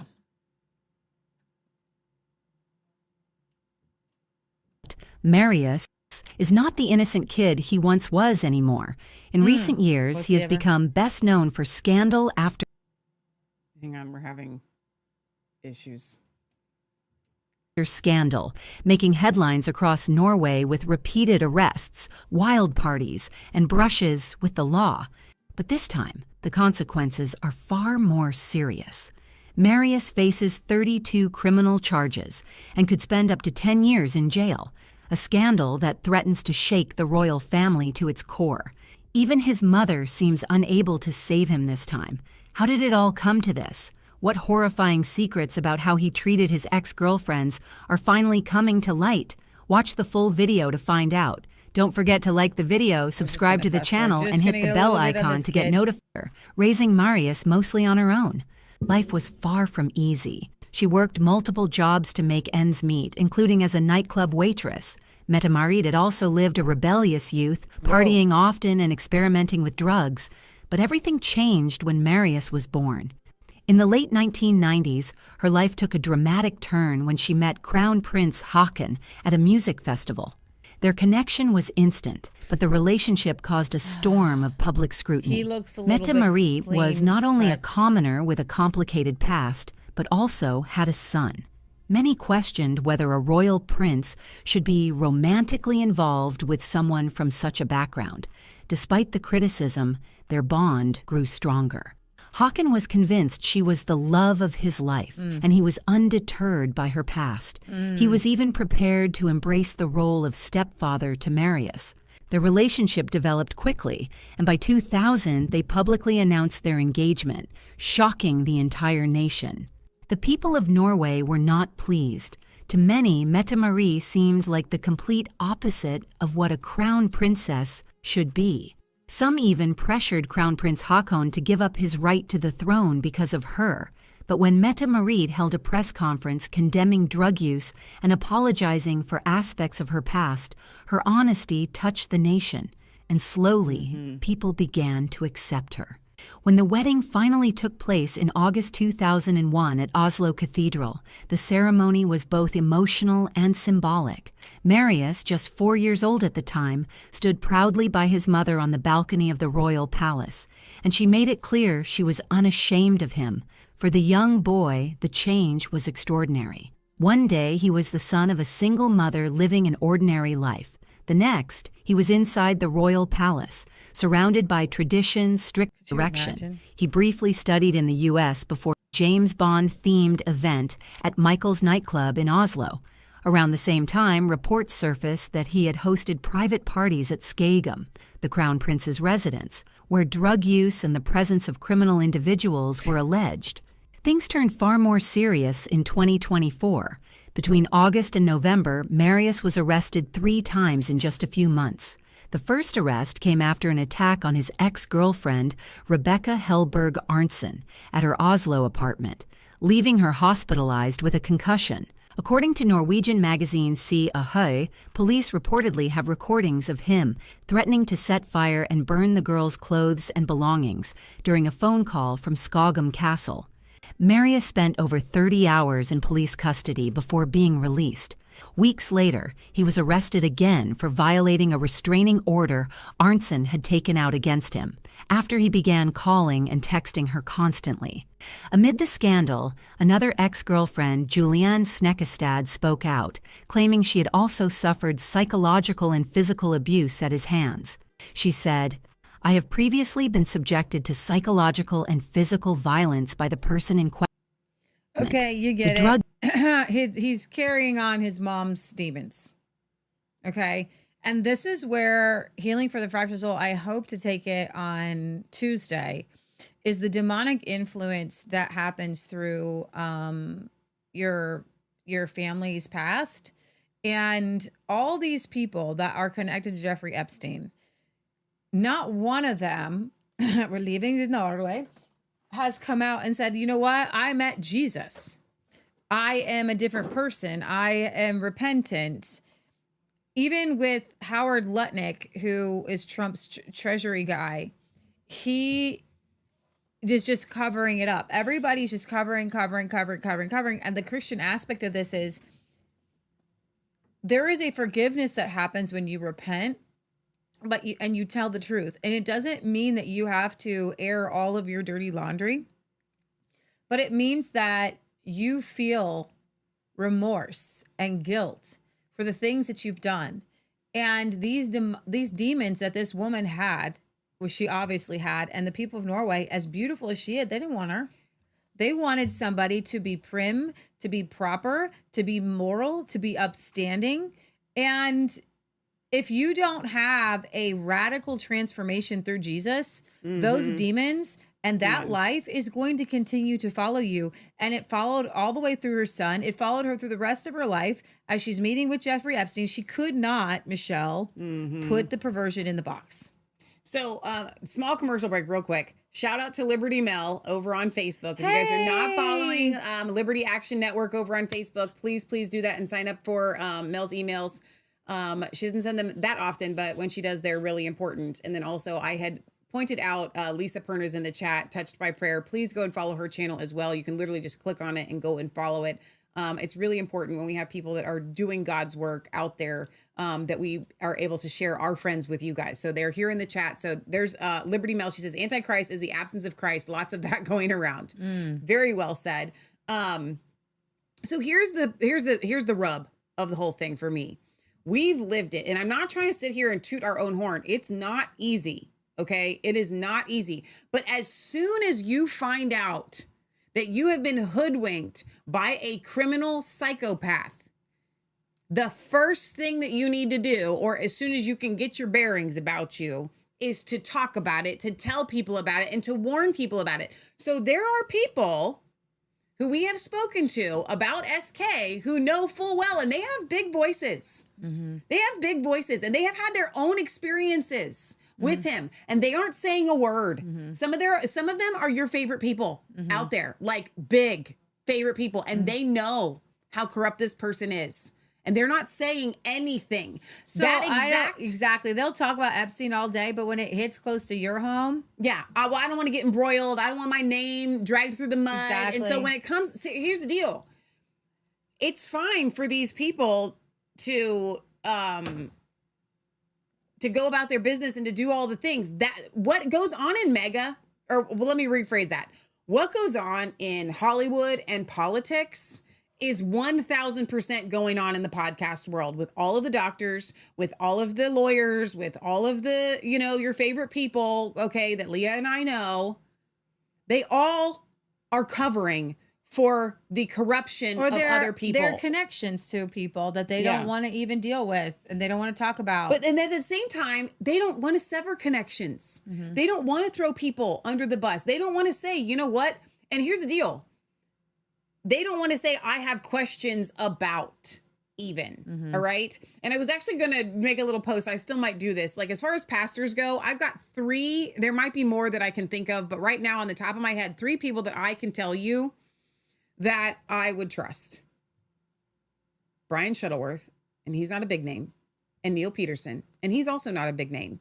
And Todd Coconato, as far as pastors go, because we're going to be talking about pastors. Well, Todd doesn't say a lot of stuff that he needs to. But Todd does know a lot of stuff that I think that he tries, but he doesn't say enough. I just mean as far as their own personal lives. I guess that's what I'm getting at. Right. Personal lives. They actually care. They actually, like, literally, I care about you. Yeah. Now, I'm not trying to throw anybody under the bus as far as them not calling people out. Okay.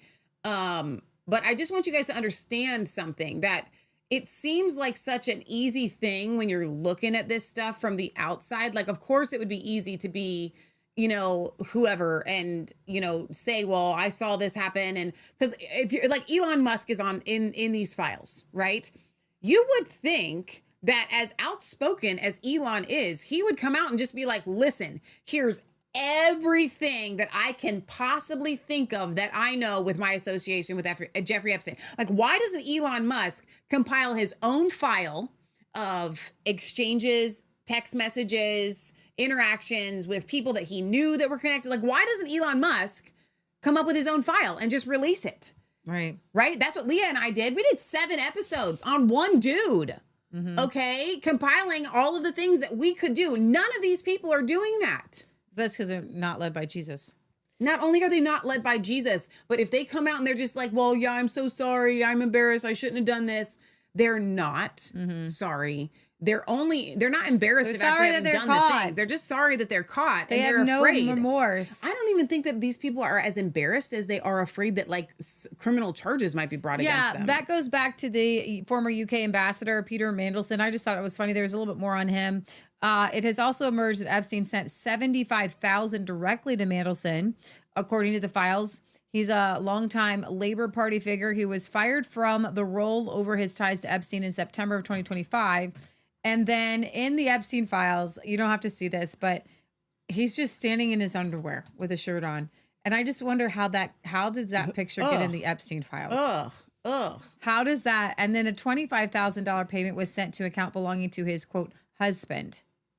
I can't with these people. Okay. And this is, just so gross. Everything is so gross about these people.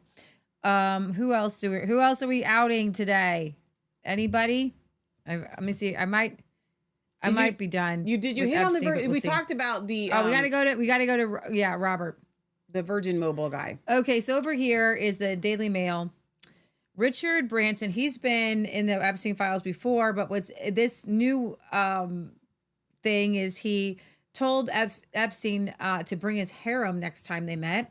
He also gave Jeffrey a PR advice after conviction of procuring a minor. This is very, very, very disturbing to me. If you Google Richard Branson brands, he's just huge. So he told Jeffrey Epstein to bring his harem the next time they met while giving the pedophile public relations advice after he was convicted. In a 2013 email exchange released as part, he planned on showcases a warm relationship between the pair as they plan their next meetup. He's a British billionaire who strenuously denies any wrongdoing, reminisced about meeting Epstein before offering him public relations thoughts. In the email, it was September 11th, 2013, the Virgin Group founder wrote, "It was really nice to meet you. It's nice to see you yesterday. The boys in water sports can't stop speaking about it.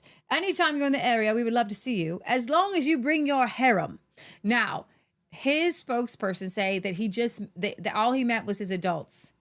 He meant, I don't know. What adult females? Maxwell and what somebody. adult female harem did he have? No, he just meant his friends. He didn't mean an actual harem. He meant his harem. Yeah, he did. Person under the age of 18 appears to suggest Microsoft founder Bill Gates was willing to vouch for Epstein as a brilliant advisor, something he denies. Mr. Branson also gave Epstein advice about avoiding scrutiny for his conviction, which the Virgin founder says he was told by Epstein related to a consensual encounter with an individual 1 day shy of 18. Oh my gosh. He wrote, "I think if Bill Gates was willing to say that you've been a brilliant advisor to him, that you slipped up many years ago sleeping with a 17-and-a-half-year-old woman and were punished for it, and you've more than learnt your lesson and have done nothing that's against the law, and that, yes, as a single man, you seem to have a penchant for women." He wants Bill Gates to vow for him. Bill Gates is so in this trap that Richard Branson wants to use him as a character witness. But there's nothing wrong with that. Anyway, something along those lines. There's nothing wrong with being single, and I just love women. And I just messed up. Was a 17-and-a-half-year-old. That's not what happens. He's teaching him to lie. That's not what happened, by the way. 17-and-a-half is a child. Here's the thing. She was in 17. He's making it up. Oh, okay. He's making it up. Okay. He's making it up. Let's see. There's if there's anything else on this. Mr. Branson and Epstein were known to have a relationship, and the late pedophile even displayed a framed photo of Branson, as well as other celebrities on his mantelpiece. Stop it. In the New York townhouse. Photographs of the men who owned nearby Caribbean islands posing and smiling together were released in an earlier tranche of Epstein files. Okay. I don't even have words for this. I don't even have any more words for this. It's just so gross. It's just so gross. I don't even know. All right. Ex-Israeli Prime Minister stayed repeatedly at Epstein apartment, new files show. So the new files indicate that Israeli Prime Minister Ehud Barak and his wife stayed several times at a New York apartment owned by Epstein. The documents to close it. Let's see. Earlier, the department released Barak has said he first met Epstein in 2003 and continued to maintain contact with him even after Epstein became a registered sex offender. Email correspondence from May of 2017 showed Perel informing Epstein that she and Barak would temporarily leave the apartment while traveling to Harvard University and requesting that cleaning be arranged. Release show Epstein's assistant coordinating practical arrangements related to the apartment, cable TV, and stuff, things like that. The correspondence also indicates regular communication between Epstein, Groff, and Perel concerning the Barak's travel plans to New York and meetings involving Epstein. Barak has previously confirmed knowing Epstein, but has repeatedly said he never witnessed any illegal activity. Of course. So there's a huge web of lies, intrigue. And then there's another angle, which is interesting to me, in which Epstein had a role in Bitcoin, which was interesting. I'll have to get into that another time. Let's play this video? Go ahead. In the largest batch of Epstein files released so far, the U.S. Department of Justice has made public some 3 million pages, including documents. Sorry, we're glitchy today, guys. I'm going to get it fixed soon. Is Howard Lutnick, a billionaire businessman who currently serves as a U.S. Commerce Secretary. According to the released documents, Lutnick had planned a trip to Epstein's private island of Little St. James in 2012. The visit has not been previously disclosed by Lutnick. Interestingly, in an interview last year, Lutnick had claimed that around 2005, he and his wife had been so revolted by Epstein that they decided to not associate with him again. But the latest documents contradict Lutnick's claims and show that they had remained in touch. The newly released documents further show that in 2017, Epstein had contributed to a charity dinner honoring Lutnick. And in 2018, the duo exchanged emails discussing construction plans. Another big name in the files is that of former British ambassador to the US, Peter Mandelson. I wanted to play that on Lutnick because he is currently the Commerce Secretary. I think I said Treasury Secretary. Prominent people have been scrutinized for their visits to Jeffrey Epstein's island. Lutnick's visit had not been previously disclosed. This is what I'm saying. You're supposed to tell people these things. Howard Lutnick, a billionaire businessman who serves as President Trump's Commerce Secretary, once planned a trip to Jeffrey Epstein's private island, according to documents that were released Friday. The planned visit was in 2012. And it came, Mr. Lutnick sent an email to Epstein saying he had a group of people, including his wife and children and another family who were visiting the Caribbean.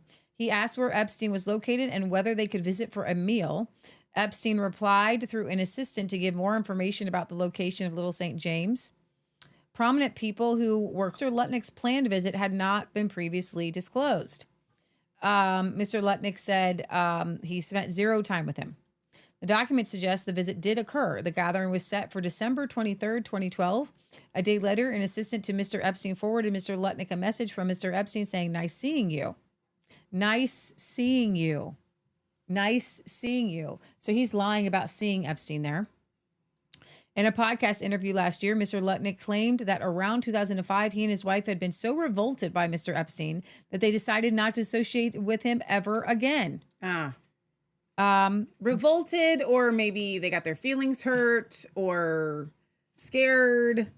I don't think that revolted is the right word. I know that revolted is not the right word, and I don't know if I have that video up or not because it is very weird. There was one to the right of this one, or to the left, right over here. It says, "Remember when Howard Lutnick laughed as Trump?" Yeah. Is that it? Well, no, there's a different one, but go ahead and play that They're one. both very good. Mr. President. The two Kevin. I got a screen share. It's very good. Mr. President, is Vice President Vance hosting a gathering this evening to talk about how to respond to the Epstein situation? Is he working on what? I can't screen share because it's frozen, so I'm so sorry, guys. Let me try opening another tab real quick and then see if we can get back over here so I can screen share. I don't know of it, but I think here's the man. He's in the interview. Here he's laughing. Okay, pause. Okay. Try and go back over here. There we go. Thank you, Jesus. This is him laughing about the Epstein files. 1 second. And it's completely fake news. We're not meeting to talk about the Doesn't want to play. I know. Well, we know why. Spiritually, even speaking. Yeah, they're both very good. Mr. President. The two Kevins, it's very good. Mr. President, is Vice President Vance hosting? In a podcast interview last year, Mr. Lutnick claimed that around 2005, he said he wouldn't see him again. Gathering this evening to talk about how to respond to the Epstein situation? Is he working on what? Is he hosting some kind of gathering? Okay, this is not working. Yeah. You guys get the idea. Mr. Lutnick said in an interview that Mr. Epstein invited them to tour his Upper East Side mansion next door to Mr. Lutnick's own home when they noticed a massage table in the middle of the room. And I don't know, I think if I click on this, yeah, you can click on that. You should have just stayed in screen share. So is this the article? Because I can't get to it. It just keeps, I don't want to have to like log in and see if you can do this. I've refreshed it 3 times, so I don't know. I didn't do it without the ad blocker. Right. Let's see. This In one, the area. right? Oh, hang on. I can pull it up from there now that you have it open. Okay. So just give me 1 second. So this is the creepy interview with Lutnick where he says he never would have had anything to do with them again. Wait, I need to actually see the Facebook link. Okay.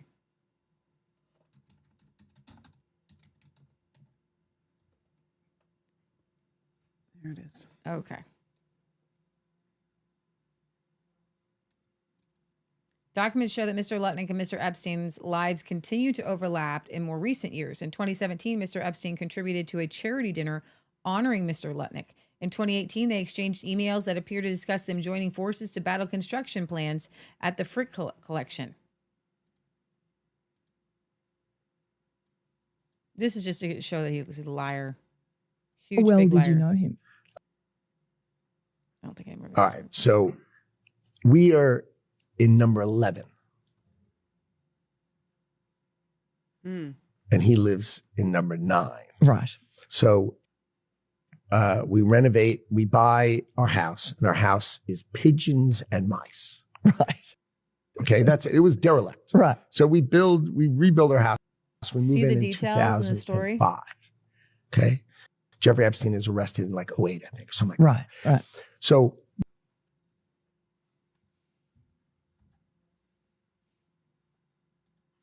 I don't think any of these videos are going to play today. I know. So weird. It's you know what I think is hilarious? The day we're trying to do Jeffrey Epstein is the day we've not had issues like this in months. I know, we haven't.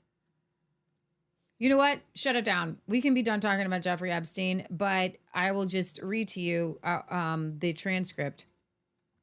They noticed the massage table in the middle.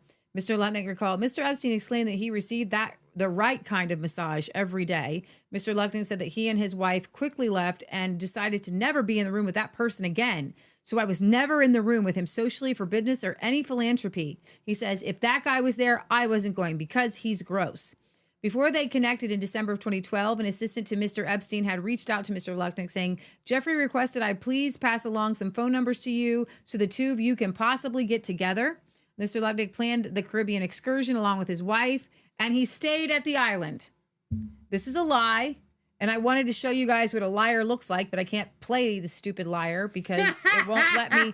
It's actually an important understanding of people watching. I wonder if that video is anywhere else. I feel like Facebook is kind of one of the worst places to try to watch. Yeah, it is. It's hard. Videos. But he's a liar. And when you see a person giving all these details, like our house was pigeons and mice, and we moved in 2003 and we had it renovated. That's what another psychopath does. So this guy's a psychopath too. Psychopaths hang out with psychopaths. Narcissists hang out with narcissists. They find each other, they pick each other, and then they lie till they can't stop lying anymore. And that's when they're in jail. I think maybe in the future we might do the Israeli connection, but a little bit deeper into the Israeli connection. But raise your hand if you've had enough of Jeffrey Epstein. I've had enough of Jeffrey Epstein. There are other things happening in the world today. Okay, let me go and read some comments here to see what you guys have to say about all of this. Liberty Mel says, what a mess. Judge them by their fruit. Be a fruit inspector. I love that. That's really good. Frederick just says, repent, be baptized, and be saved, which 100% on that, Frederick. Well said. Barry says, Beardy Branson, as the Brits call him, thanks to Clarkson, is also a bit of a wide boy who didn't do any good at school, but set up Virgin Records, a music store in London in the 1980s. He found he was good at selling stuff from school, then set up a music record shop and made quite a bit of money with it. Then Virgin Records turned into the Virgin Group. Thank you. That's a little bit of a backstory on the Virgin guy. And she's obviously anything but that. Heather says, right, but they'll let Michelle and Leah be dragged through the mud. Oh, you're so sweet. And that's okay. Let's see. Barry says, sorry, but as soon as drugs were mentioned, it kind of says it all. It's all I need to know about the Princess of Norway.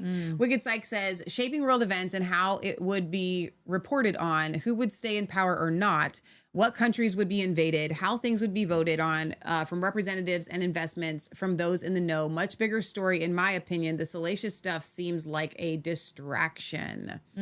That's true. That's really well said.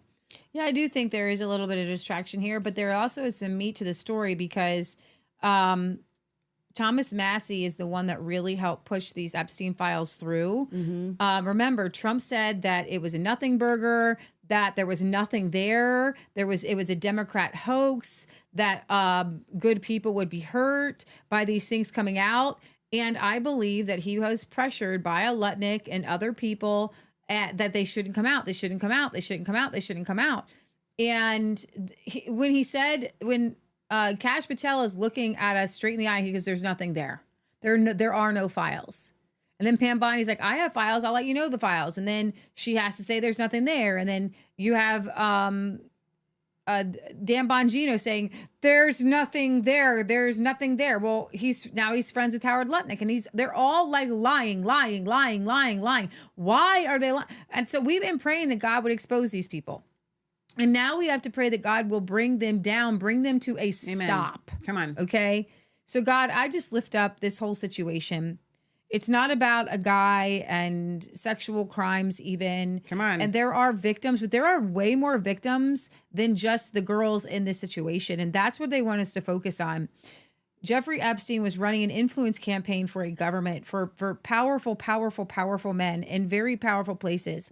And it's not about just saying, "Oh, you did some perverted stuff here and there." No, they were running a huge crime network where they're not thinking about the rest of the world. They are just taking and taking and taking. And I ask, Father God, that you stop the takers, that you expose them, that you stop them in their tracks, and you turn it around. Amen. That you continue this exposure that you're doing of not just the perversion, but the financial things that people are doing and the governments that people are doing, trying to take over countries and just doing things to other people's lives that they have no right to do. This imperialism, this colonialism, the mindset that somebody else has something, then you should take it. You should take advantage of it.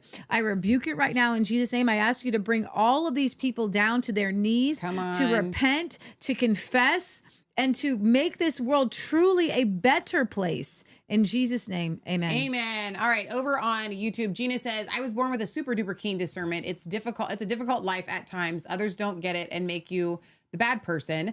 Katie Cat says, "I agree with you on that. This is from earlier. Some things do sound extreme, and both the left and the right want him out. I too have my huge criticism of Trump, but the focus is well beyond him. Mike Benz does really great work and digs deep."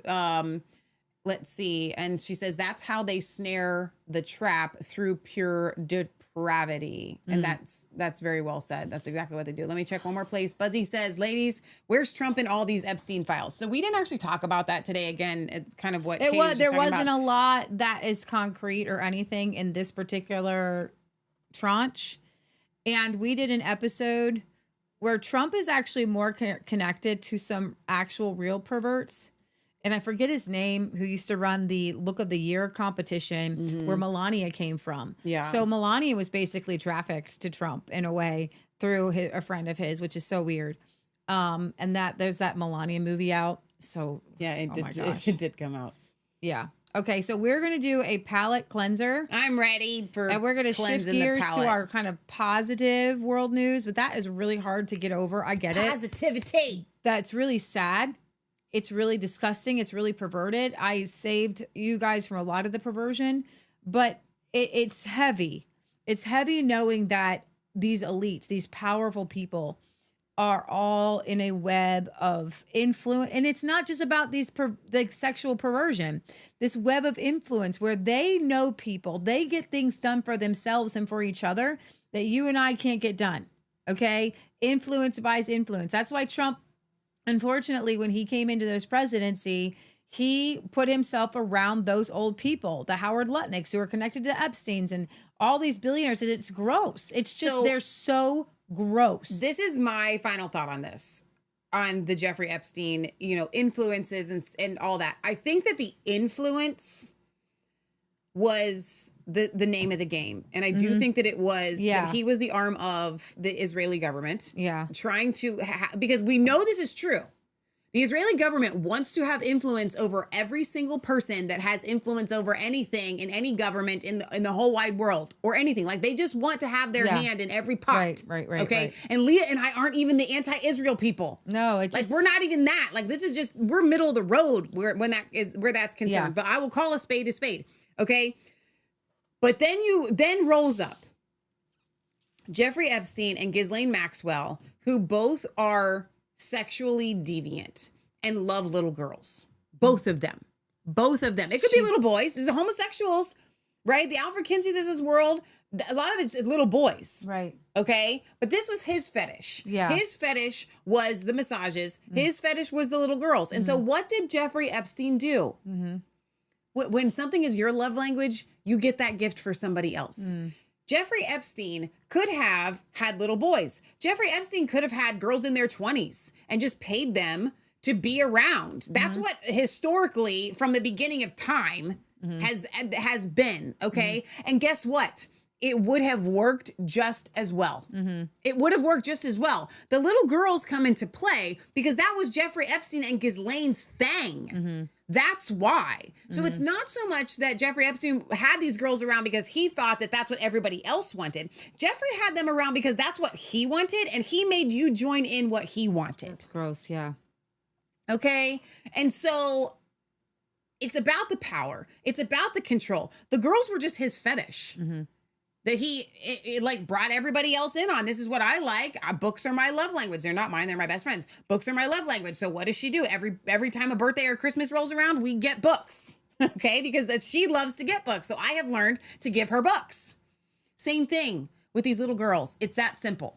I think that Howard Lutnick needs to step down. He's a liar. Yeah. He's a bold-faced liar, and he's Secretary of Commerce. And you're caught lying to the American people on something this important for you to say and straight face say that you thought he was disgusting and didn't want to have anything to do with him in 2005. And yet you took your family to his island. Yeah. You took your little girls to the island of somebody that you knew was actually convicted on soliciting a minor. You took your daughters there. You took your kids there. You took your wife there. Liar. And then you lied about it. And then you said, I've never been in his presence ever again. And his assistant says, Epstein said it was nice to hang out with you. Nice to see you. You can't, like, this guy, you know what? You're going to see more clips of him because he says all the America First stuff. Everybody around Trump now is done. They're all, and here's the thing. You know what they were given? They were given a line by Trump. You say anything about my friends and me and this Epstein stuff and you're out. This is the war. This is the MAGA war that's happening right now where we want to see the truth. We want to see people out. And yeah, we want to know what Mr. Lutnick was doing on the island with his 4 kids and his wife with Jeffrey Epstein. Yeah. And the fact that you know that massage tables are evil and wrong, and you know it, and you can say it with a straight face, and yet you partook in it, that's a sick level, dude. That's a sick level. You can say, well, I didn't know. Blah, blah, blah, blah. You're sick. You're sick. You're sick. And Trump and all these guys covering up all this stuff, you think that it's just a little bit of perversion, just the princess of Norway saying, should I put naked wallpaper, naked women on my son's walls? Like, you guys are all sick. And you need to be out, and y'all need Jesus, and you need the conviction of the Holy Spirit, but you sure should not be leading any sort of countries, especially because you know you're depraved, because you say it's depraved. You know, and all these things, like I'm so sorry I was connected to this guy, blah, blah, blah, blah, blah. You're not sorry for your perversion, Mr. I'm running the Olympics in LA, but I want to see you in leather, Ghislaine. Like, you guys are all sick. Okay. This is not sick. This guy goes around making he will buy like a street vendor's stuff and then give them away. And this is just a beautiful story here. So we have some wholesomeness here. We're changing, yes, everything here. Okay. I like it. If they play, they're going to play in the name of Jesus. Well, when we come back, I'll shut down everything that doesn't need to be up. Okay. I've been trying to do it as we go, but we'll see. Well, there's a ton that can be shut. Okay. I don't have any money. Oh, hang on. You think possible maybe I could still get one donut? Shoot. Computer's struggling to keep up today, Epstein. It's possible? Just one? Okay, thank you. I'm so sorry. 1, 2. Whatever, you pick. 3. Really? I gave you all my donuts. No, you're sweet like chocolate. Why did you help me? It's okay. Must help each other. He says it doesn't have any money. It's okay. Must help each other. I have something for you. I want to give you $500 US. No. For you. For you. What for? Because you're so nice, you help me. Mother and father are dead. Her mom and dad passed away last month. Your mom and father are dead?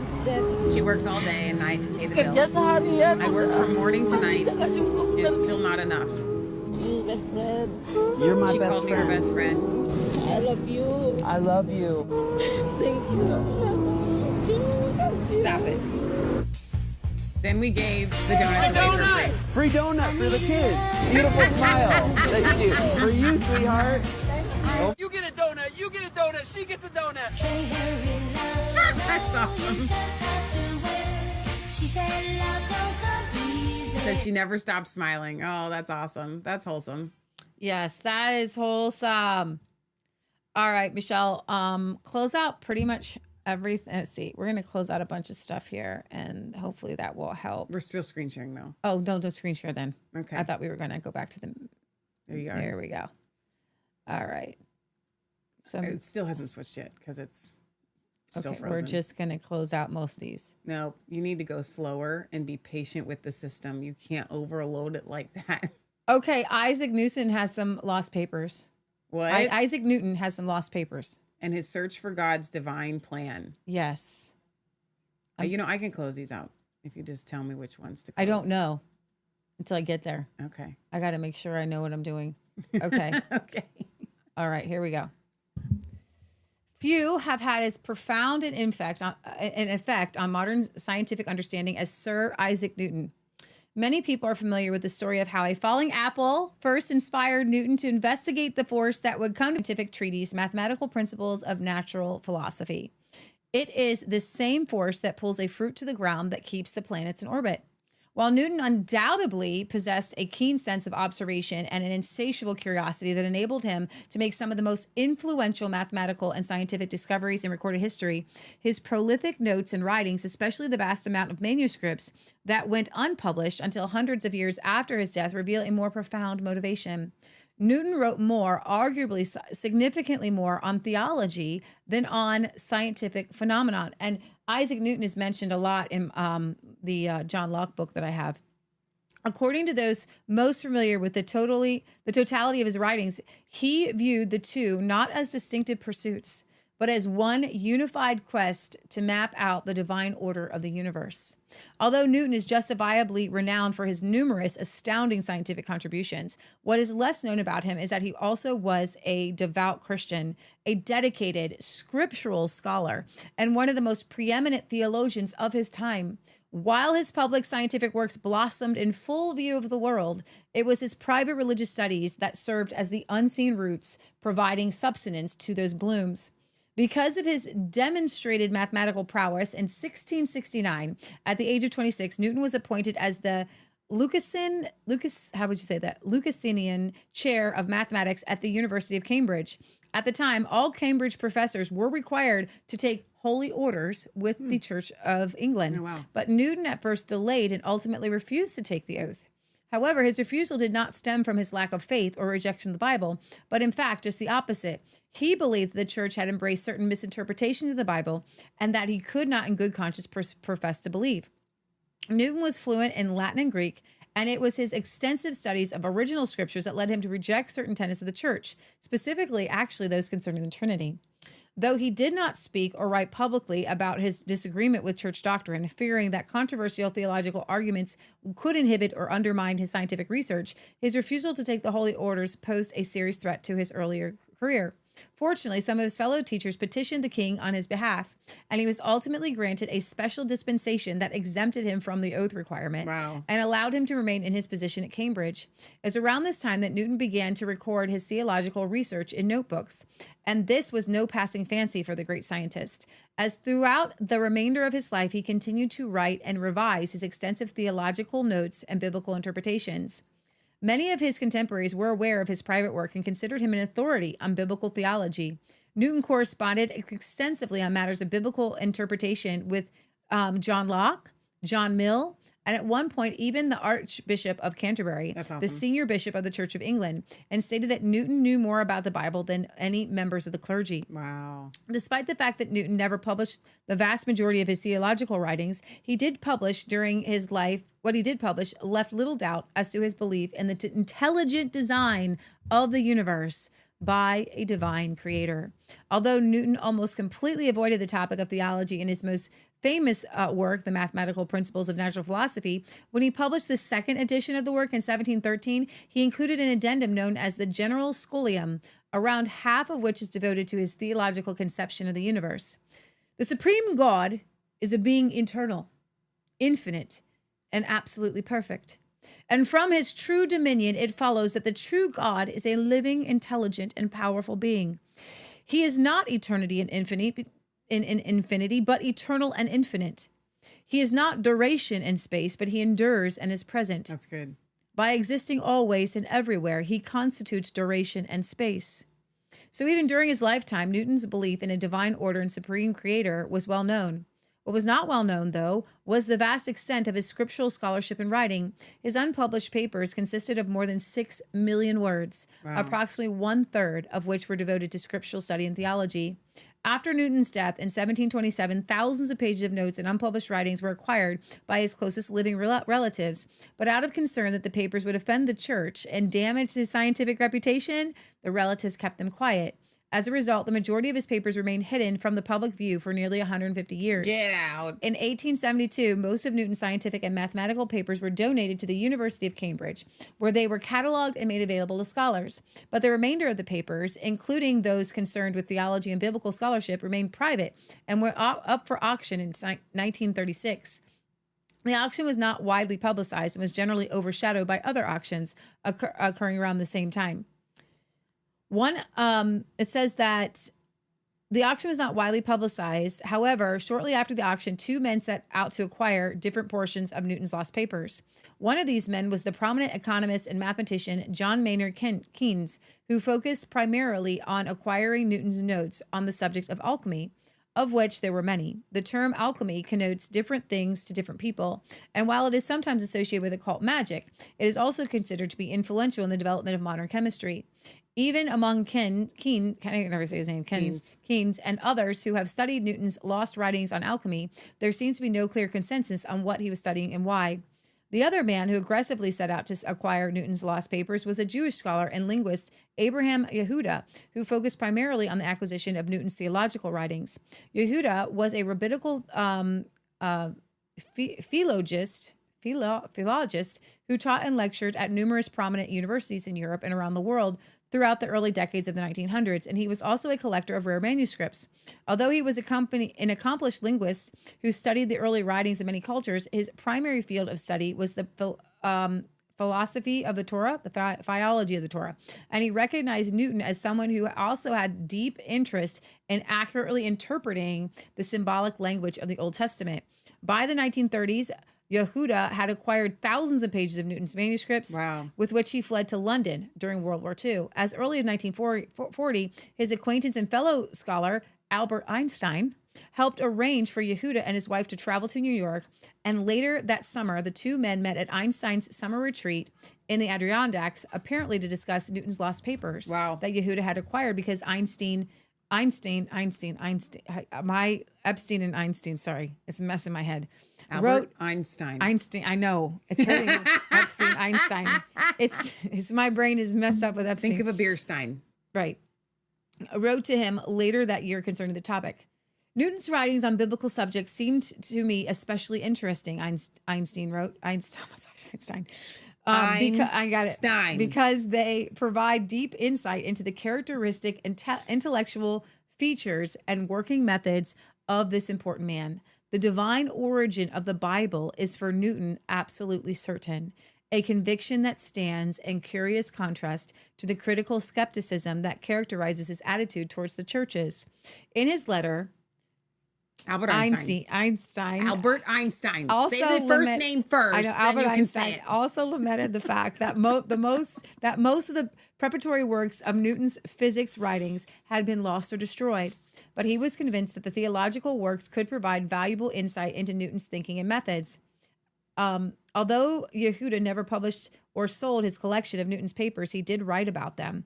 And he was one of the first scholars to understand and note the importance of Newton's theology on his broader work. After his death in 1952, his wife donated the papers to the Jewish National and University Library at the Hebrew University in Jerusalem, and then they were made public. In the ensuing decades, many scholars and writers began to study and publish papers on Newton's theological writings. So the Mathematical Principles of Natural Philosophy, published in Latin in 1687, in which Newton formulated the laws of motion and universal gravitation, is perhaps the most influential scientific treatise ever composed. Not only for its insights into classical mechanics and the functioning of the physical world, but also for its advancements of scientific methods of inquiry, Newton made significant contributions to many fields. While his influence on the history of science is well known and undeniable, his prominence as a theologian has only come to full light recently, according to these lost papers. He wrote, "The most beautiful system of the sun, the planets, the comets, could only proceed from the counsel and dominion of an intelligent and powerful being." That's awesome. As scholars continue to study his lost papers, perhaps more insights into Newton's conception of the universe will be revealed. I just thought that was a really interesting article. It came from Zero Hedge. Newton is obviously, he was British, so that makes it our world news. But I think that in the concept of life and living, I saw a clip with Steve Bannon and Epstein talking about when Epstein believed that life began. Oh, and wow. Epstein said, and I don't want you to have to watch him. He just kept saying, "I can't determine that. I can't determine that. Like, I don't have the mathematical ability to determine that." And Bannon pushed him on it. He's like, "You make determinations about people and things all the time. You don't want to make a determination about when life begins, because why would you? Like, he's a sycophant. He's a psychopath. Nothing about his sexual proclivities lead to life. Yeah. They only lead to death. They only lead to destruction." And here you have, on the complete opposite side, an Isaac Newton, who was the preeminent scientific mind of his day. And he realized that life proceeded from the God of the universe. That's good. And that's the most important thing. And if we're going to study Epstein or Einstein or anybody else, the most important thing is that everything we see, everything we touch, everything we partake in is the result of a divine creator who wants his creation to work and live according to the mechanics that he's created.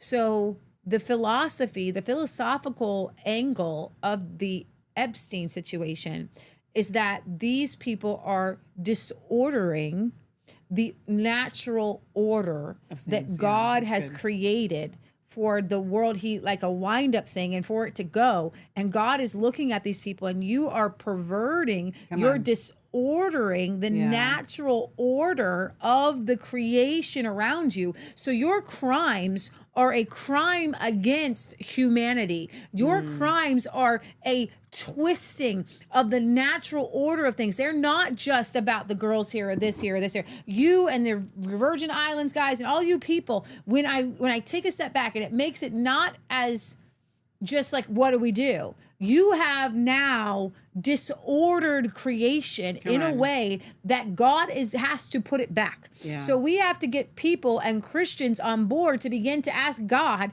to undo this perversion and get us back into natural order, which is why I spend a lot of my show and a lot of our life talking about farming and different things like that, because the quickest way is to begin to love animals, love the earth, love the dirt, love the creation, and then you will begin to connect yourself to the creator, and you can begin to heal the planet. How can I heal the things Jeffrey Epstein did? You start by healing the planet where you're at.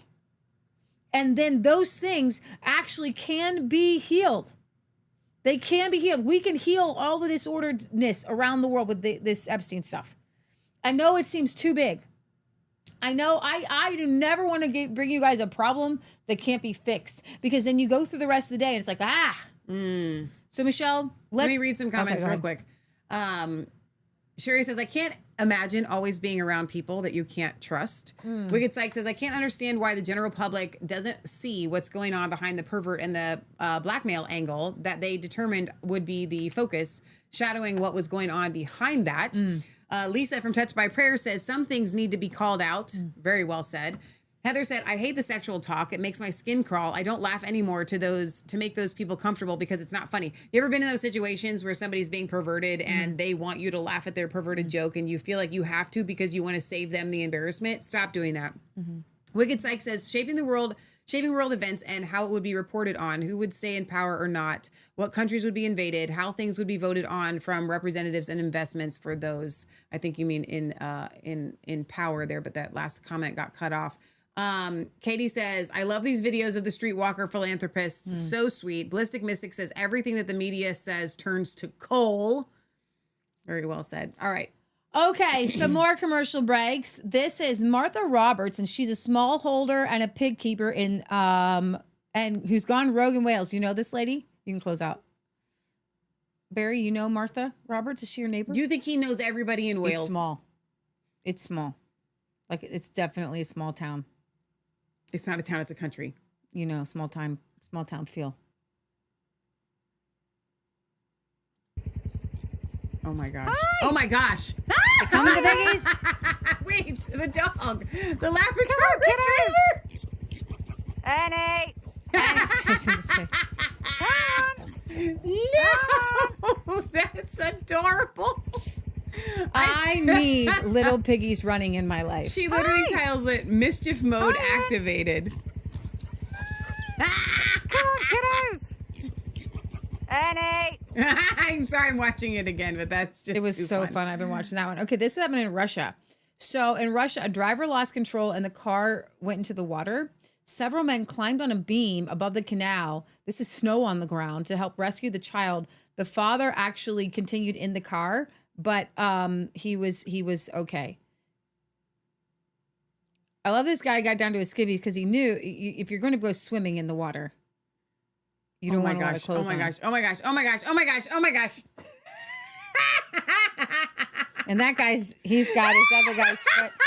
I'm sorry. They're just passing the child along. That is so great. Oh my gosh. I don't even know what is happening right now, but that was great.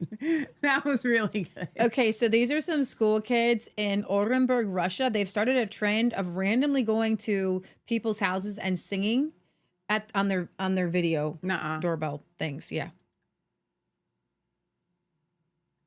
They're called the Guerrilla Musicians.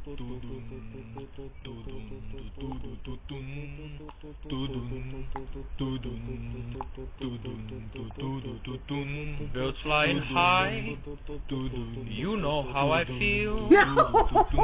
Sun in the sky, you know how I feel. Breeze drifting on by, you know how I feel. It's a new dawn, it's a new day, it's a new life for me. And I'm feeling good. What in the world did I just watch? Listen, if you're going to be a little mischievous, if you're going to go to people's toilet paper their houses, go and do a little a cappella. But I didn't know where it was going with the do. I could not recognize the song by that. Okay, this next one is super sad. Eva Vlundersbrook shared this. This is gut-wrenching. Now, hang on just a second. A 20-year-old victim of an attempted rape and murder. Oh. You're going to hear her. She storms out of a courtroom in tears. A Somali migrant, Mohammed, who was 26 years old, just gets 3.5 years in prison. Last May, this 20-year-old Dutch girl was attacked in Amsterdam's Wester Park by Mohammed H., who choked her for minutes, telling her, "You will die tonight. This is your last night," while he hit her and pulled her down and raped her. Thank God the police arrived in time to stop him. Despite Mohammed having 8+ criminal records, he got only 3.5 years in prison because, get ready, The court had doubt whether the chokehold was long enough or strong enough to kill the victim. In the video, you'll hear the victim respond to the judge in pure disbelief and despair, saying, "I can't do this. I was strangled for a very long time with force." This keeps on happening over and over again in Europe. Our legal systems protect the perpetrators, not the victims. These judges should face justice for their continuous portrayal of European girls getting assaulted and raped and murdered by the migrants. This judge is saying that he wasn't attempted manslaughter because he didn't believe that he choked her long or hard enough that he actually meant to kill her. So I need to correct something. The way that Leah read that said that she was raped. It was an attempted rape, but also an attempted murder. Right. It wasn't an actual. Vaststellen dat dat. We're unable to ascertain. Hang on. Let me turn the volume down here. But you'll need to hear her cry in a second. The woman. Okay. Well, we can Langdurig en zo stevig so prolonged and so forceful dat een aanmerkelijke that there was a kans considerable risk dat u zou komen that te you would overlijden. come to pass away. Betekent dat. That means that she says, I can't do this. Just let her read it. Just let them read it because you want to hear her. You want to hear her voice. Okay. Just let them read it. Nou, dat vind ik heel naar.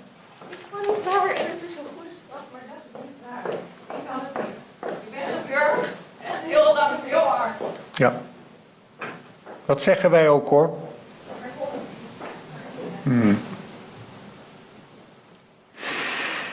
Eigenlijk dat het ertoe komt dat de rechtbank zegt van poging Essentially it amounts to the court stating doodslag. attempted manslaughter. Niet bewezen verklaard. Not Dat is proven, voor haar declared. That is truly very disappointing for Volgens de her. rechtbank waren de verklaringen According van to de the vrouw court, wel the woman's consistent, statements were consistent, gedetailleerd en dus detailed, and betrouwbaar. therefore Waarom kan de reliable. rechtbank dan niet komen Why tot de then is the poging tot moord? court going to arrive at a verdict of attempted manslaughter? What was missing? It has to be established that the It has been suspect. established. Oh, I thought she said it has to. It be. has been. Applied a neck hold. Only the court can assess the intensity and duration of that neck hold. Failure to establish is necessary to determine if there was a serious chance of her death. The defendant and the prosecution have 2 weeks to appeal. Wow. So the judge's response when she says, I can't be here. He held me down and strangled me for a very long time. And he said, I concur. And she's like, you don't concur because you don't think that he was trying to murder me. He tried to murder this girl and is only getting 3.5 years in prison. Well, and at this point, so here's the thing that doesn't make any sense about that. If they are believing her, if they're taking her statement that he says, I'm going to do this and you will die, as the court, here's the deal. You're held responsible for your words. If you are going to threaten to kill somebody, when that comes before a court of law, your own words incriminate you. And so if they believed her that he did the choking, if they believed her that he even said those things, he has incriminated himself as an attempted murderer. He also has 8 other crimes. So as any minister of justice, you have to take into account, is this person likely to offend again? Yeah. So then, this is what a judge is supposed to do. Okay, you may not be able to go against the extent of what the law allows, but you have to think to yourself: if I let this guy out, what is the likelihood of him doing this again? Of him being a menace. So you have it on your shoulders now for the people that are going to be harmed, because if let's say he was convicted of attempted manslaughter and let's say he gets 30 or 40 years in prison, you're going to be able to sleep at night that guy, is going to come out and offend again and hurt somebody again. Like he's a psychopath. You have to put a psychopath away to the full extent that the law will allow you to put him away. Yeah, exactly. All right. So I'm sorry that was another downer. We'll be praying at the end of the show. With everything going on in the world, I think it's an important time to do a timeline cleanse. Take some time away from looking at awful things. And here we go about the right way to learn about to lay a hedge. Okay. Mom, my friend Catherine is all about this. So what is a hedge? Tell me when you're laying a hedge, you're using actual growing plant material to create a fence. So you just did. Yeah, okay. I think I'm still, is this it? This is it. Okay. We're currently on the Quantock Hills in Somerset, and I'm laying this mixed species hedgerow. It's primarily hawthorn, but there's several other species that run through it.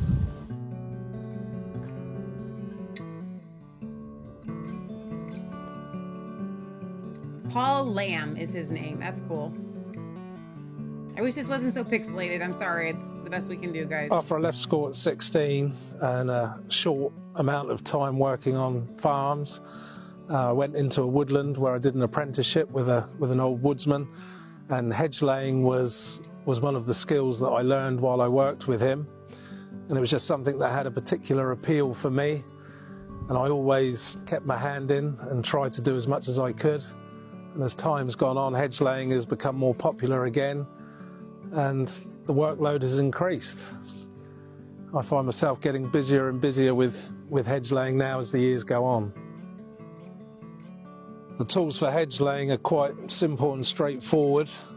I use a pruning saw, and the pruning saw will be used to clear out the hedge, take off any side branches that are growing off the main stems. And then the primary tool for hedge laying is the billhook. And this is a Yorkshire pattern billhook, and this will be used to pleach the stems. And that is to cut through the stem part way, about 4/5, and it can then be bent over and laid into the hedgerow. I also then have an axe, and the axe can be used also for pleaching, but I'll also use this to point stakes, and stakes will be used to support the laid pleachers. Finally, the binding will be put over the top. These are hazel rods that will be plaited between the stakes, and they will hold the pleachers and the hedge firmly in place while it's putting on regrowth and re-establishing. So the first stage of laying a hedge is to clear it out. You want to just leave the stems that you're going to work with and that are going to be laid in the hedgerow. So I'm going to cut out any horizontal branches, any dead wood, any bramble, anything that I don't want to use in the final build. So once the hedge has been cleared out and we can see what we've got to work with, the stems that have been left can be pleached.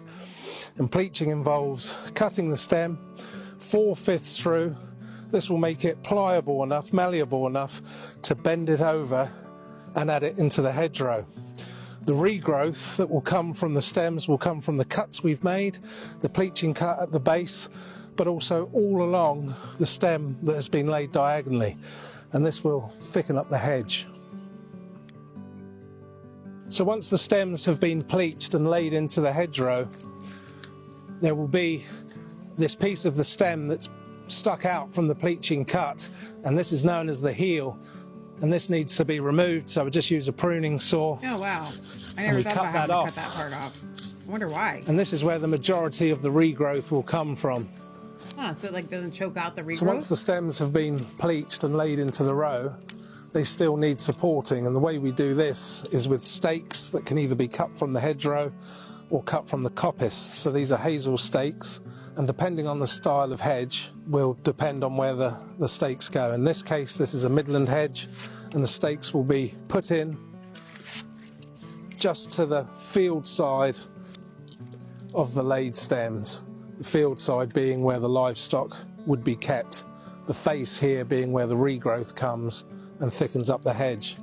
So the distance between the stakes will be from your elbow to your fingertips, and we just put those in by eye and get them in as straight a line as possible. Just checking the distance. So this is what you do when you don't have Lowe's, Home Depot, or Hotwire. Right. You need a fence. Yeah, you need something that's going to last a long time, and you don't have the ability them in by hand, to go to a lumber yard. The rich people can do with a mallet or a sledgehammer. Wow. This is what the average person can do. So the final stage of laying the hedge. Now the pleachers have been cut, the stems laid, the stakes hammered home. We're going to weave hazel rods between them, and this will just hold everything in place and make sure the structure is firm. So we add a rod at every stake. It goes behind and then is rolled together with the last rod, and then it goes behind. So he's only adding one per stake, and but in it front becomes of the next stake. A larger and this thing locks the whole because you're adding structure to in it. place So cool. and aids with the stop proofing again until the hedgerow puts on new growth. It aids with and it'll be strong with enough to making support it so that, itself. The livestock don't wind that bust still through. gets strong So again. hedgerows have been part of the British landscape for thousands of years, and it's only been in the last century or so, in the intensification of agriculture, that we've lost so much of our hedgerows. But really they're so beneficial for wildlife. They provide perfect habitat for nesting birds, for small mammals, and of course invertebrates. The craft of hedge laying is what keeps a hedgerow not only stock-proof, but in such a fantastic condition for our wildlife. There is no other method for maintaining a hedgerow that will keep it thick and healthy. I love it. Although I'm going to say, okay, it's not going to work for pigs. Oh, you don't think so? I think it obviously worked for their pigs. I don't think it's going to work for pigs. I see it working for maybe goats, and pigs are really... So speaking of gold and silver, oh boy, this guy made a find. This guy made a find. Okay. When it bleeps, it's bling. This is so cool. An Anglo-Saxon surprise in Wiltshire, in the ever-exciting world of metal detecting, where one might typically unearth a rusty nail or a long-lost bottle cap. Paul Gold struck gold quite literally during a rally in West Wiltshire. Not going to clean it. What It's started solid as a gold. rather hold on just a second. What started as a rather fruitless day turned into a discovery of a nationally significant Anglo-Saxon hoard, reminding us that beneath Britain's green and pleasant land, history occasionally pops up with a cheeky grin. The rally, organized by the 9th Regional Metal Detecting Group, had seen Gould, a relative newcomer to the hobby, armed with his trusty Vanquish 540, trudging through a field with little to show for it. Towards the end of the day, his detector let out a promising beep, leading him to a flat metal object that, upon closer inspection, revealed itself to be an intricately designed gold band from the 7th century AD. Not one to hog the glory, his detecting partner, Chris Phillips, wielding a manicore, soon unearthed the star of the show nearby, a stunning gold and garnet raven's head. One can only imagine the pair's wide-eyed astonishment. After all, it's not every day your hobby yields artifacts fit for a museum rather than a recycling bin. Archaeologists have dated these treasures to the Anglo-Saxon period around the 7th century, a time when ravens symbolized wisdom and warfare in the Norse and Germanic mythology. Adding a layer of intriguing symbolism to the find, the raven's head, adorned with deep and red garnets for eyes and beak, and the gold band with its elaborate patterns are believed to be part of elite jewelry and perhaps a ceremonial object. This hoard is the first of its kind in its region, making it a bit like stumbling upon a Saxon version of buried treasure, minus the pirate. Expert hails it as a find of a lifetime. We haven't cleaned it. We're not going to clean it. It's solid gold. It must weigh at least 2 ounces. This looks like a raven's head with a garnet eye. And the same the other side. Steve's called the landowner. He's doing the proper thing. We're stopping. But I got to say, some stuff I found. Oh my days. It's wonderful, mate. It's unbelievable. He's crying. Sorry. Can't be emotional there. Mate, that is insane. It's great. Just fantastic. Thanks, Steve. I can't believe I've seen it. Mate, that is insane. They're all congratulating fantastic. him. Okay, so cool. if you go down, you can see it all cleaned up. Oh my gosh. So what's the stuff on the right? And it's with the museum now. Okay, so this is what they found. Mm-hmm. But what's this? I'm not sure what that is. Well, still. So the one found the little thing. Yeah. And then the other one found the other one. Yeah. That's cool. Who That's gets fun. the money for this? I don't know. They said they had to contact the landowner. I know. So I've been following this guy, the King of the Marsh. He's a little bit weird to me, but he's been keeping cattle for a while. I think he's in. Gosh, I think that he's in. Where are you guys at? I think you're like in Sweden or something. But he keeps adding more and more cattle. Time for a herd update. This is what I've been up to over the past few weeks while I was posting all those bodybuilding tweets. I have been integrating all these new calves into the herd one by one so that now I can take them all on grazing walks together, which is very important because we've already spent a small fortune on hay. And the first day was brutal. We let 3 of the calves follow the herd to the grazing walk, and they panicked and started running away in a random direction. And I think only cattle farmers can appreciate fully how bad a situation that is. Fortunately, we have a bit of experience in dealing with such situations already. He's in Croatia. Wife was such a hero. She took our son, put him on her shoulders, and tracked down the herd. And I found the calves, and I stopped them on a meadow. I kept them there until wife slowly brought the herd to them. And then they realized, okay, this is our herd now. We need to stay close to them. And since then, we've just been adding more calves one by one. And now they're all here. 19 head. And 5 of the females are pregnant. Wow. So our herd will be growing more and more as time goes on. And we're really thrilled about this, as we can feed many, many more cattle by grazing them around our area like this. Bye. So this guy, he's been doing a good. He and his wife have a cool homestead. I wanted to play that. Let's see this one. I think the next one is. Let me see. No. No, the same one. Whatever I have is. I might skip this one. This might be the. No, okay, this is funny. Okay, this is an interesting way to live in Australia. 10-metre long shed. The Longhouse is an Australian architectural icon that looks more like a giant greenhouse than an award-winning home. The building is made up of a series of interconnected internal gardens.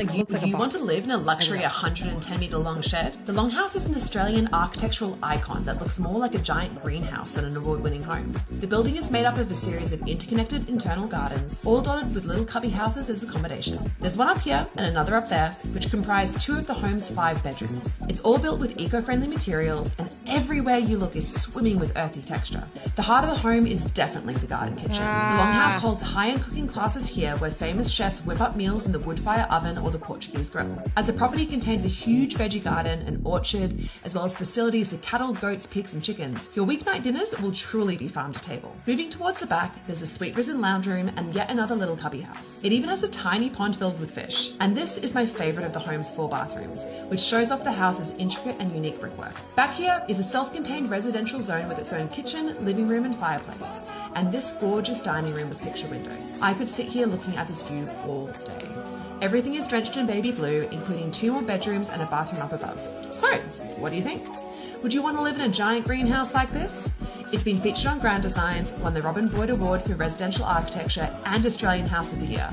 And it was also one of Australia's first certified passive houses. All this for under $7 mil.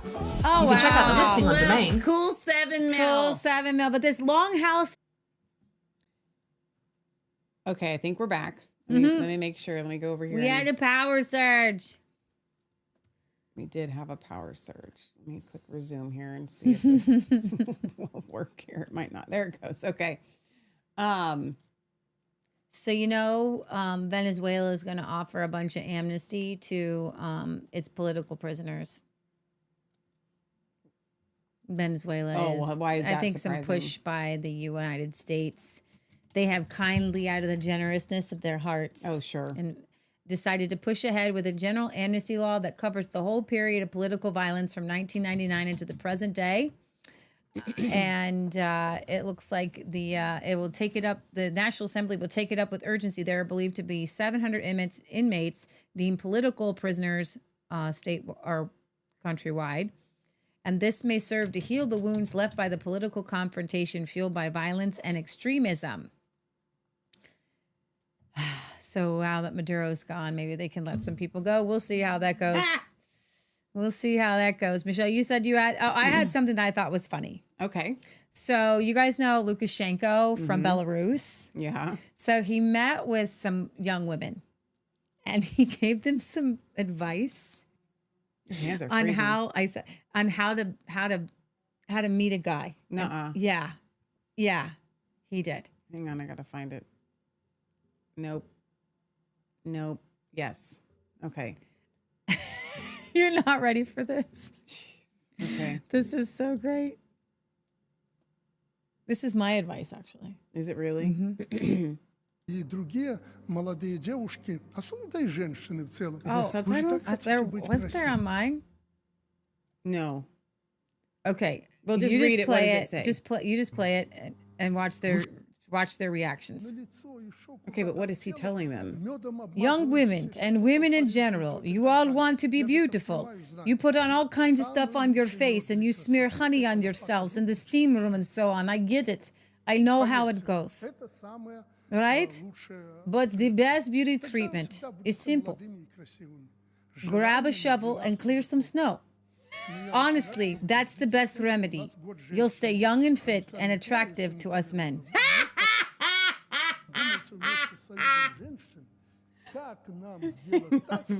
I have to see more of these reactions. There's dudes here. And she's agreeing. Go get your shovel. Leah. That lady's never picked up a shovel a day in her life. Leah. Okay, I think that's it. That's all you get. Okay. That was funny to me. That was so funny. Okay. Do we need all these YouTubes up? No, I don't know, but don't close them down. Just close down that one. Okay. We did this one. Then close down Humanity Chad. Now, alert. A Chinese gold trading platform has just frozen $19 billion in assets. Thousands of investors can no longer withdraw their funds. The platform is offering, just play it, 20% compensation of the initial capital. The owner is asking for time and claiming he's been set up and trapped. Shenzhen police are refusing to accept complaints despite deposits being made across the country. This is the same size as the FTX fraud. And so the people wanted their So wait a minute, money. is this paper gold? No. So the scandal is where investors can't withdraw funds due to a liquidity crisis. Losses are estimated between 1.4 billion and 19 billion across sources. It's real. I think it's like he holds the physical for you or something. I don't know what's happening, but investors. But does he really? He doesn't have it. He does not have the money. No. Okay, so this is important for us to hit on our gold and silver update. Mm-hmm. On Friday, gold dropped to $85. Mm-hmm. It can be very confusing because it was up. What did it actually hit? Do we remember the number that it actually hit? I don't know. The highest? Yeah. It was like 120, I think. That's what I thought. So if you're like Leah and I, it's down $30. Yeah. When it hits that 120, if I could buy, I would, but I can't. That's beyond what I can do. Mm-hmm. I still think it's very undervalued. Now, Barry, we all know what you think. It's okay. You can leave them in the comments, but I'm not going to read them because I know what you think. Barry says it's going to crash. It's going to go back down to nothing. He's been dealing with silver his whole life. I think we're in a different time. We've never had $34 trillion in American debt before. Right. So the question now is, what is silver and gold? What are silver and gold going to do tomorrow? If you're watching this on Monday, this doesn't apply to you because you already know you're in the future. Congratulations. Okay. Right now, live at 20 till 5 p.m. Eastern Standard Time on Sunday, we don't know what it's going to do. I am going to tell you guys what I'm likely to do. Now, we don't have a lot of money right now. Okay. It's un poquito, small amounts. We're going to take a little bit. I'm probably going to buy some silver this weekend.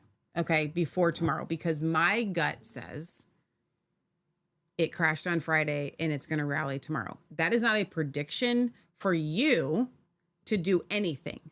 Okay. I don't think that silver is going to keep going down. But what I told Leah, and you have to be okay with this yourself if you're going to get silver this weekend too. What I told Leah is I said, I am okay if I buy silver today at $85 and tomorrow it drops to $45. I would be fine with that. Like, I am okay mentally, emotionally, spiritually, whatever. First of all, that is not going to happen. But I'm not going to be upset. I'm not going to think like, man, I should have waited. I'm not going to kick myself. I'm going to do what I feel led by God to do. And this weekend, we are likely going to buy some silver. The problem is that right now it's technically at like 78, but like the silver companies, they don't update over the weekend. Right.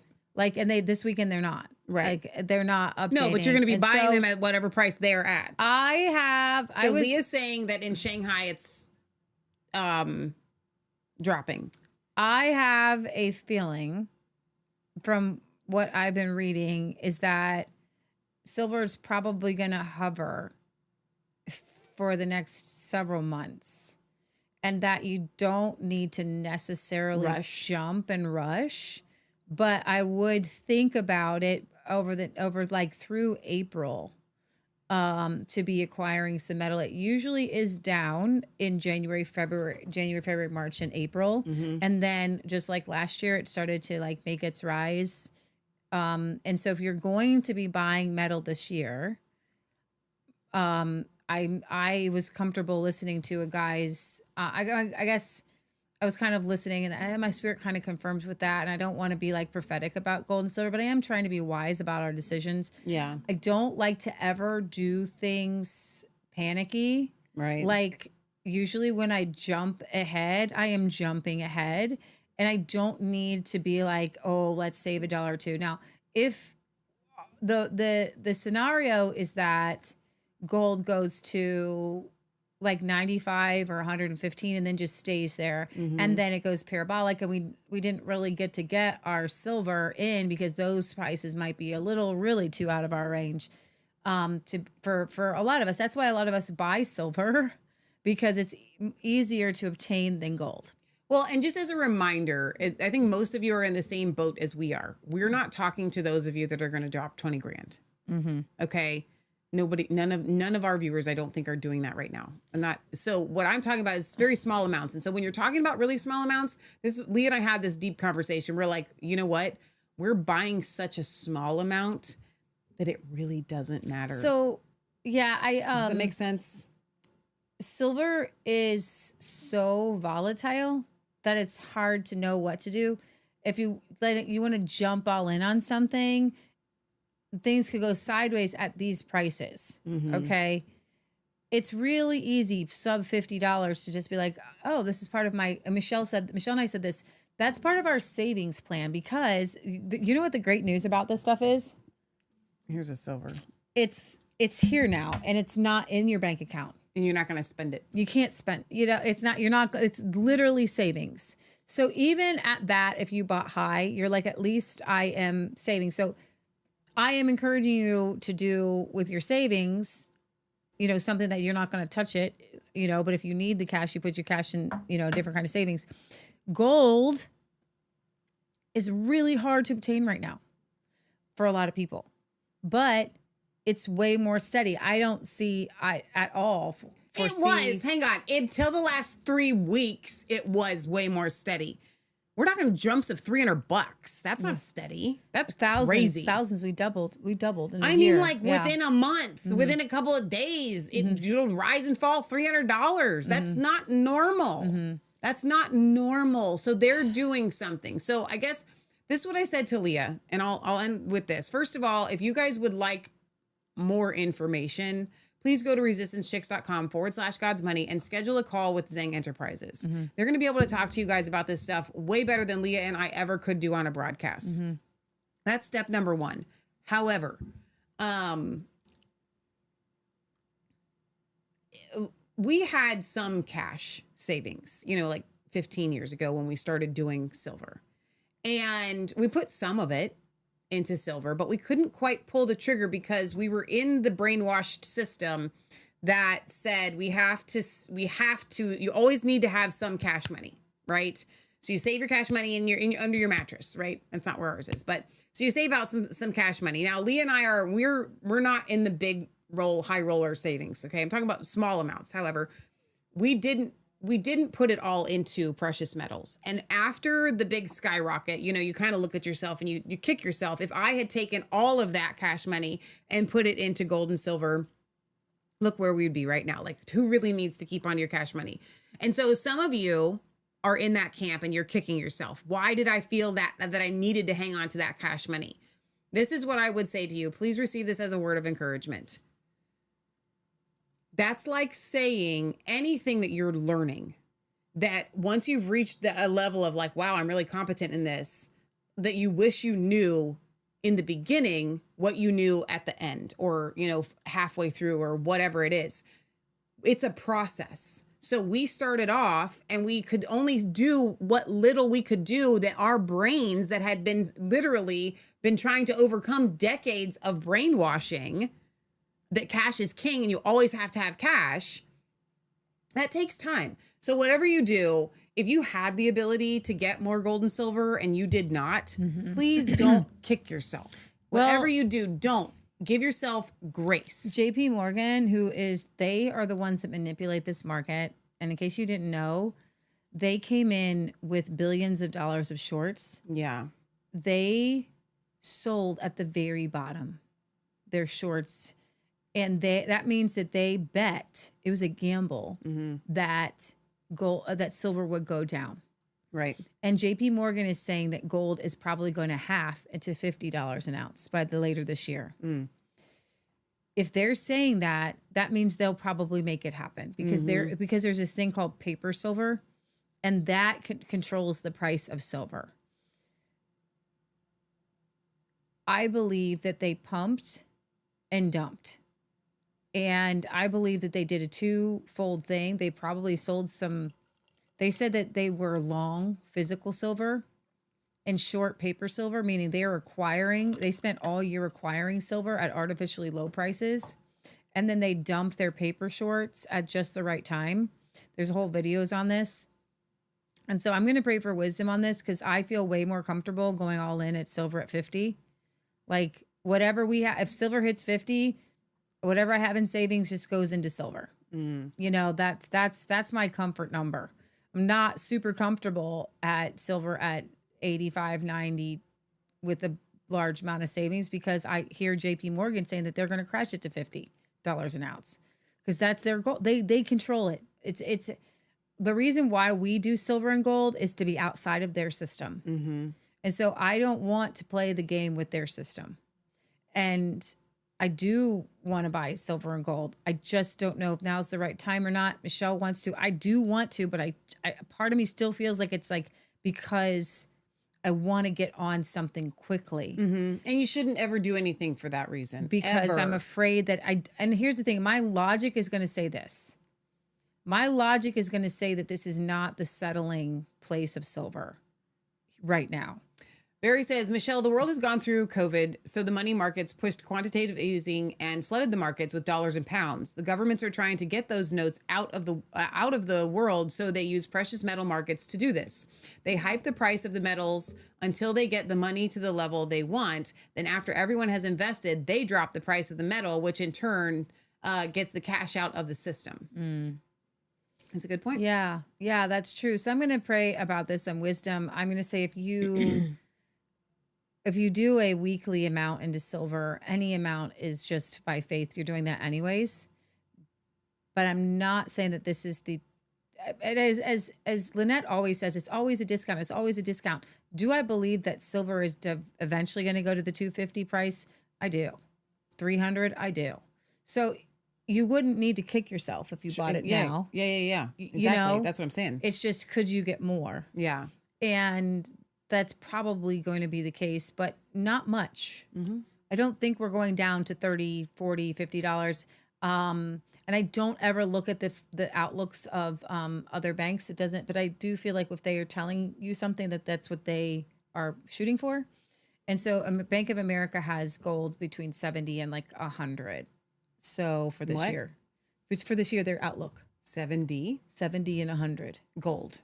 No, silver. You sorry. just said gold. Sorry, silver. Okay. So they don't see silver going down below 70. But JP Morgan sees it going down to 50. Mm-hmm.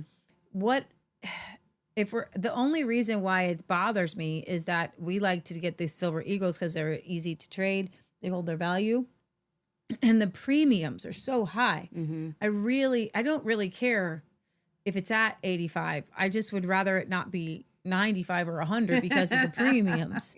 Because I'm used to when we started, it was just a regular market and the premiums on these eagles sometimes would be like $1 or $2. Mm-hmm. It wasn't much. But now everybody wants these eagles and it's like the disconnect between the physical market and the paper market is so big. Okay. Right. So.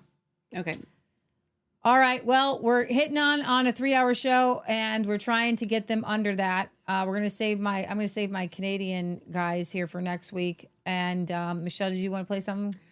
No, I don't need to play mine. We can save them for another time. It's not, I mean, they're just little Instagrams. I mean, they were palate cleansers. And so they take, unfortunately, because I didn't have time to bring them up ahead of time, they take me a minute to bring up. Let me see if there's anything that's like super, super fun that I wanted to stop. Nope. Here we go. Because I can't screen share this actual page. So I have to actually individually go get them and pull them. Wait a minute. This is so good. See, every time I see them now, I'm going to think, oh, I need to pull this one up. Right click and open up another window? No, it's not how that works. It's so annoying. And then I have to do this and I have to do this and then I have to do this. And so we'll do one. I can't sit here and do it with all of the ones that I've sent to Leah this week. This dog has decided to be just too drunk. And notice the tongue. Watch the tongue. This is Alaska. There's other snow type dogs here. And lick. Just gonna lick while I'm being tough. Yep. Mm-hmm. Just lick it. Flipping it back. Having the time of her life. Yeah. I think I'm done. Oh my gosh, that was so funny. I know. So that was one of them. Let me see if there's any others that I felt like were more. Sometimes I try to save my world news type. Oh, this was good, actually. I did appreciate this one. Hang on. This girl has never seen snow before.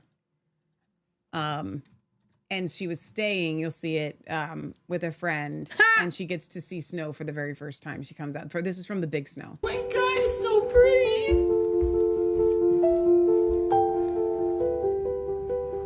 This is my assistant, Megan, seeing snow for the first time. She says I'm shaking.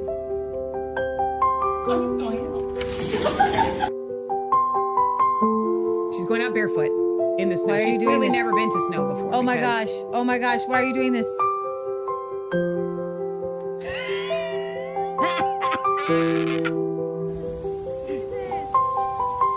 Oh my God. I've never. Oh, it's fluffy. Look at her head. Her face is red. Like she is so overcome with emotion. Look how red her face is. It just turned into a plum.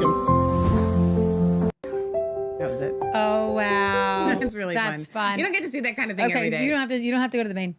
We'll just do a couple. This is Barry sharing me with the some Highland cows. Wait, no, is that that one?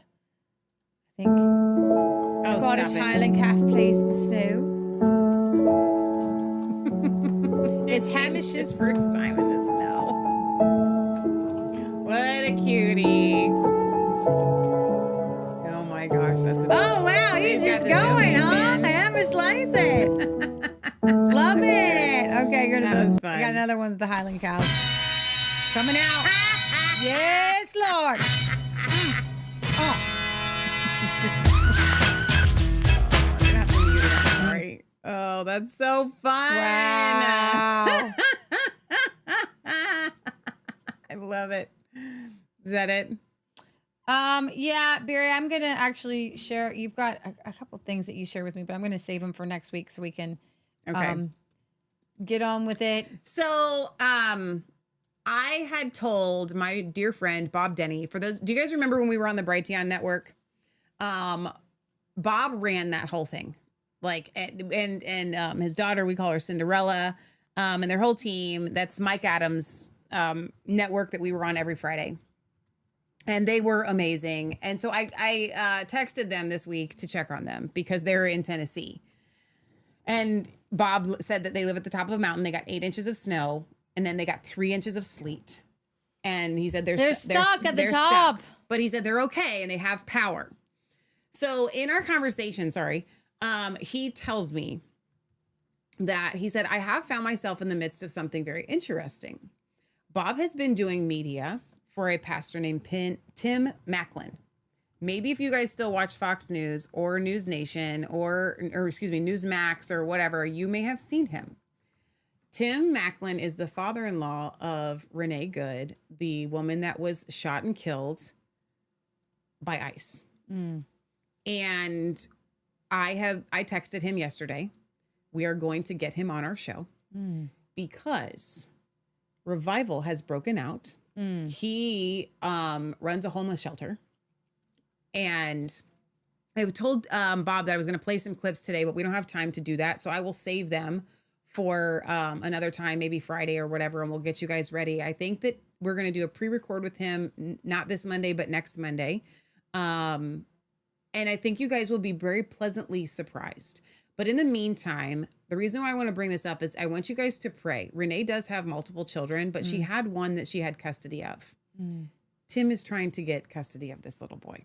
So please, I can't give any more details than that, but please keep that in your prayers. This is a very righteous man of God who loves people.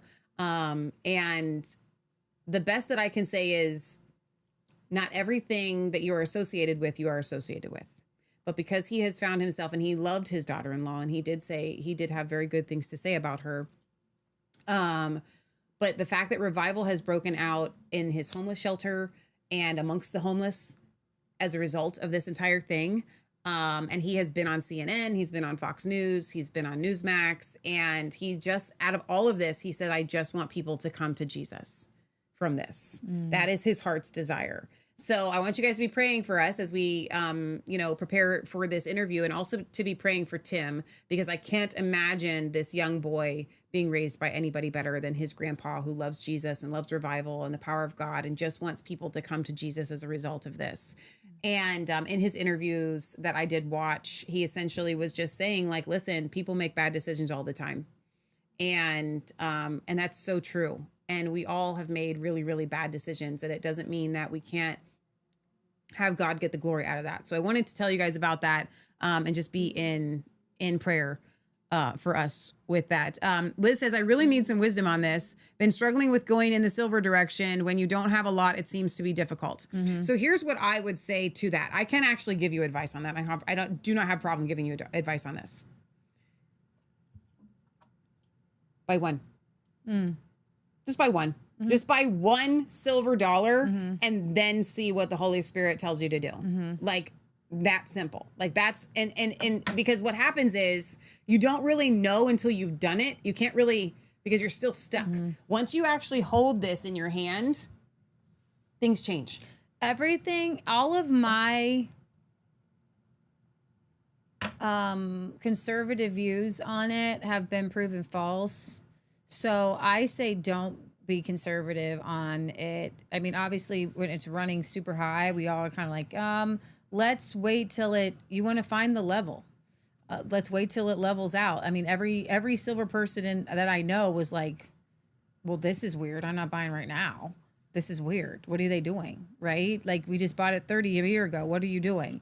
However, I think that all eyes are looking at silver, and that the case has been made, and that it's kind of like cat's out of the bag. Yeah. And people are like, I think that's where I need to put my wealth. And this happened in 2022, and then silver dropped significant. It went up and then it dropped, and people were like, hey, you taught me to buy silver. I'm teaching you to buy silver because it's constitutional, because it's the right thing to do.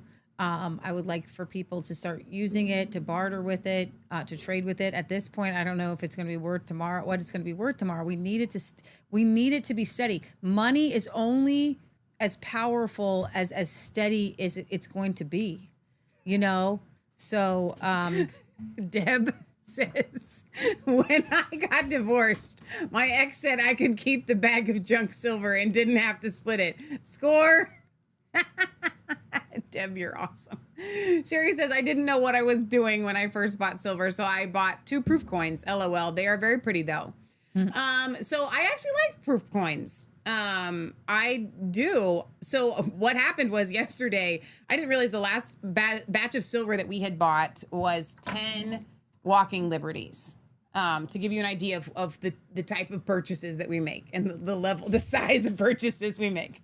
It was 10 of these. It was 10 silver dollars. I don't know how much it was when we bought them. They were probably like $45 a coin, and they were still wrapped in their bubble bag in their little plastic sleeves. I don't like to keep them in the sleeves because when the air, I don't know if I have any down here that have been tarnished, when the air touches them, they will tarnish. This is actually not a real silver coin, I don't think. This is a Trump coin that somebody sent us. It might be, I'm not really sure. So anyway, I like to keep them in these plastic rounds. But the ones that I had bought are too big, so I have to put the little squishy in them. So I was doing that yesterday. And so then I was going and I was like, how much silver do we even have? Like, I don't even know, because we just buy it and it just kind of like ends up. And so I was telling Lee, I was like, well, this is what we have. And so just kind of trying to make a decision, for what we get, what we don't get. And I found that one of you guys, and I'm so sorry that I can't remember who does all this, and it like makes me feel really bad. Please feel free to email me and remind me. But one of you had sent us 2 1922 silver dollars, and somebody else had sent, or maybe the same person had sent like a 1902, and they are so cool, right? They look totally different. And so there is a collector's aspect to all of this. And you have to decide what you feel the most comfortable with. The pre-1933 gold and silver is more valuable. It has more value to it, not just from a scarcity and a rarity issue, but it's from before everything went kaput. So Sherry says tarnished silver is still silver. It is. Untarnished silver has a value. More of a value than the tarnished silver. It just does. Okay. Now, if you want to talk like when the poop hits the fan, scenario, that's different. So I kind of like to have both. I like to get my silver where it's not tarnished, just because I'm just that way. But everybody has to do their own. That's more of what I like. You gotta do what you feel led by God to do. But yes, 100% tarnished silver is still silver, Sherry. And so whether you're getting a silver round, like we have, I don't know who sent us this one, but this is one of the Australian koalas. This actually isn't a round per se. I think this is an actual like Australian coin, right? You know what I mean? So I don't know that that's actually called a round if you're getting another country's money. You know what I mean? The rounds are the see if I have one down here. Like this needs to be, I don't know who sent me this, and they need to put this in the thing. Remember the person that sent the Year of the Rabbit thing? This needs to go in one of the things because it's going to tarnish. As if it sits in here and the air touches it, it's already starting to tarnish. So I'll probably clean it before I put it in one of the airproof little containers. So anyway, that's our talk on gold and silver. I'm sorry. I just wanted to let you guys know weekends are always hit or miss. It could drop tomorrow or it could rise tomorrow. I don't think it's going to stay at 85. So what do you do? There's Pray a about huge demand for the physical silver around the world. Yes. And the stuff we're looking at is the paper stuff coming uncoupled from the actual metal. Backwardation. People need the metal. It's needed as a metal.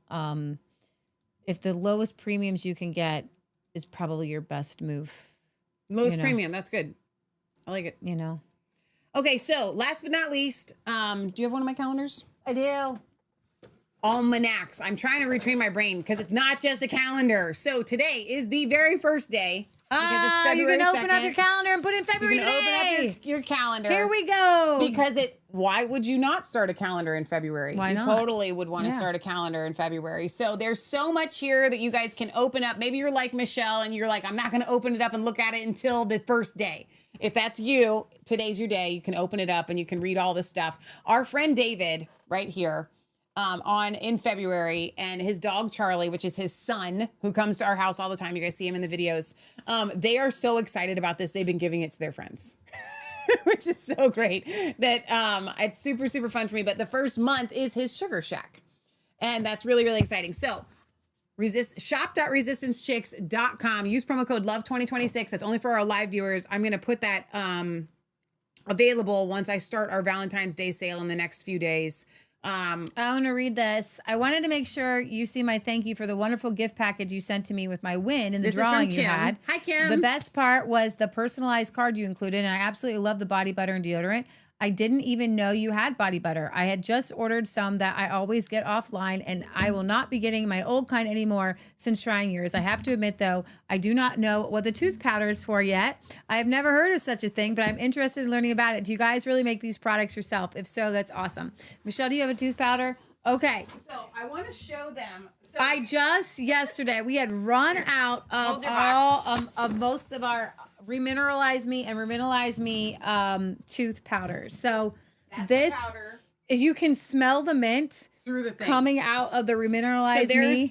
This is one of the whole mouth tooth cares powders. And that's the whole mouth tooth, or excuse me, that's the Remineralize Me Extra Mint tooth powder. So we have the powders and the polish. The polishes just have some coconut in it. Coconut oil. Coconut oil in it gives you a little more of a squeaky clean. How do you use them? You use them like toothpaste. So if you've ever seen like any sort of like clay, or you've seen like maybe even flour get wet and it turns into a paste. So you just you can dip your toothbrush in it. It's like, these need to be like personalized just for you, each person in the house. I dip my toothbrush in it. Some people get their toothbrush wet. Michelle doesn't. I do. And I dip my toothbrush in there and I just brush my teeth, and you create a paste with the water and the powder, and it goes farther because you don't have any water in here that is normally in regular these are brand new, toothpaste. just packaged, labeled, made yesterday. Now the they're extra like as fresh mint as fresh can be. Is spearmint and peppermint. And they both have xylitol for a little bit of a squeaky clean, but it also has kind of a sweet flavor. And xylitol is really good for bacteria. Bad for dogs. I told Michelle, though, I am now, like, I go back and forth between them. Sometimes I need the mint. I need the mint. I need the mint. I like the powder, but I also like the polish. But this one does not have xylitol. It's not sweet. Okay, the whole mouth care tooth powder. But it's like, that one is the most exhilarating. Like, it's called Christmas in My Mouth. Michelle calls it Christmas in My Mouth. It's got cloves, cinnamon, did a quality control last night. Alma. And she put it in her mouth and she went, woo! You're going to feel the woo. It also does have some peppermint oil in it. It's going to make your mouth feel tingly and fun and clean. And so I encourage you all to ditch your toothpaste and get the tooth powder. It'll last a long time. It will last a very long time. So those are available on shop.resistancechicks.com, made fresh. I know I told you guys that I was going to bring my anointing oils and pray over them. I haven't made them yet. So on our next show, probably Healing for the Fractured Soul, we will bring them on, or maybe I'll just, once I get them made, I'll pray over them. But I was completely sold out of the Healing for the Souls. And so I still have to, that's literally on my list to do today, a bar none, anything else. That is what's happening. Last night I ended up having to do invoices, which was not fun. I know, and like totally, I said, my least favorite part of my whole job, which is taking care of animals, is actually billing people to do it. So we would probably do it for free if I didn't get around to billing people. But anyway, so I did that instead of making the Healing for the Soul. Speaking of Healing for the Soul, though, Healing for the Fractured Souls have become a really, really important part of Resistance Chicks. At some point, we're probably going to do a show on Todd White. But in the meantime, if you would like to watch something, you can just watch Mike Winger's. He's just really long. He's more long-winded than we are on some of this stuff. Okay. So shop.resistancechicks.com. Please use promo code LOVE2026. Healing for the Fractured Soul on Tuesday. Amazing. Stay tuned because we're going to be having guests on our show. We have Jeremy Sladen. We have Corey Gray, and now we have Tim Macklin, which is Renee Good's father-in-law. So we're going to have some extra fun shows coming up with more people than just our faces. So be on the lookout for that. And also be subscribed to our newsletter, which goes out whenever I get a chance. You can sign up for that by clicking Join the Resistance on resistancechicks.com. And I do send out occasionally when it's like a special show like that, I try to make sure that I send out an email for that. So you guys are amazing. Thank you guys so much for your prayers, for your support, for even just tuning in and sharing. Please go and share the little clips that Leah shared this weekend. Go and share them. Faith and Freedom TV, which we are streaming on almost every live show. That's Blessed to Teach's live network. They put together these awesome clips for us. And you guys are wanting like shareable clips, which we don't have time to make that often. And so there you go. They're like literally less than 60 seconds and they've taken those clips. So please go and share them and invite more people to come and join the resistance. All right. Remember, it's not just a conspiracy theory. If it's actually the truth, we love you. God loves you. God bless. And we will see you next time, which will be Tuesday right here on, I was going to say Healing for the Fractured Soul. Maybe that's just on my mind. ResistanceChicks.com. God bless. It's not going. It's not going to let me say goodbye. Don't.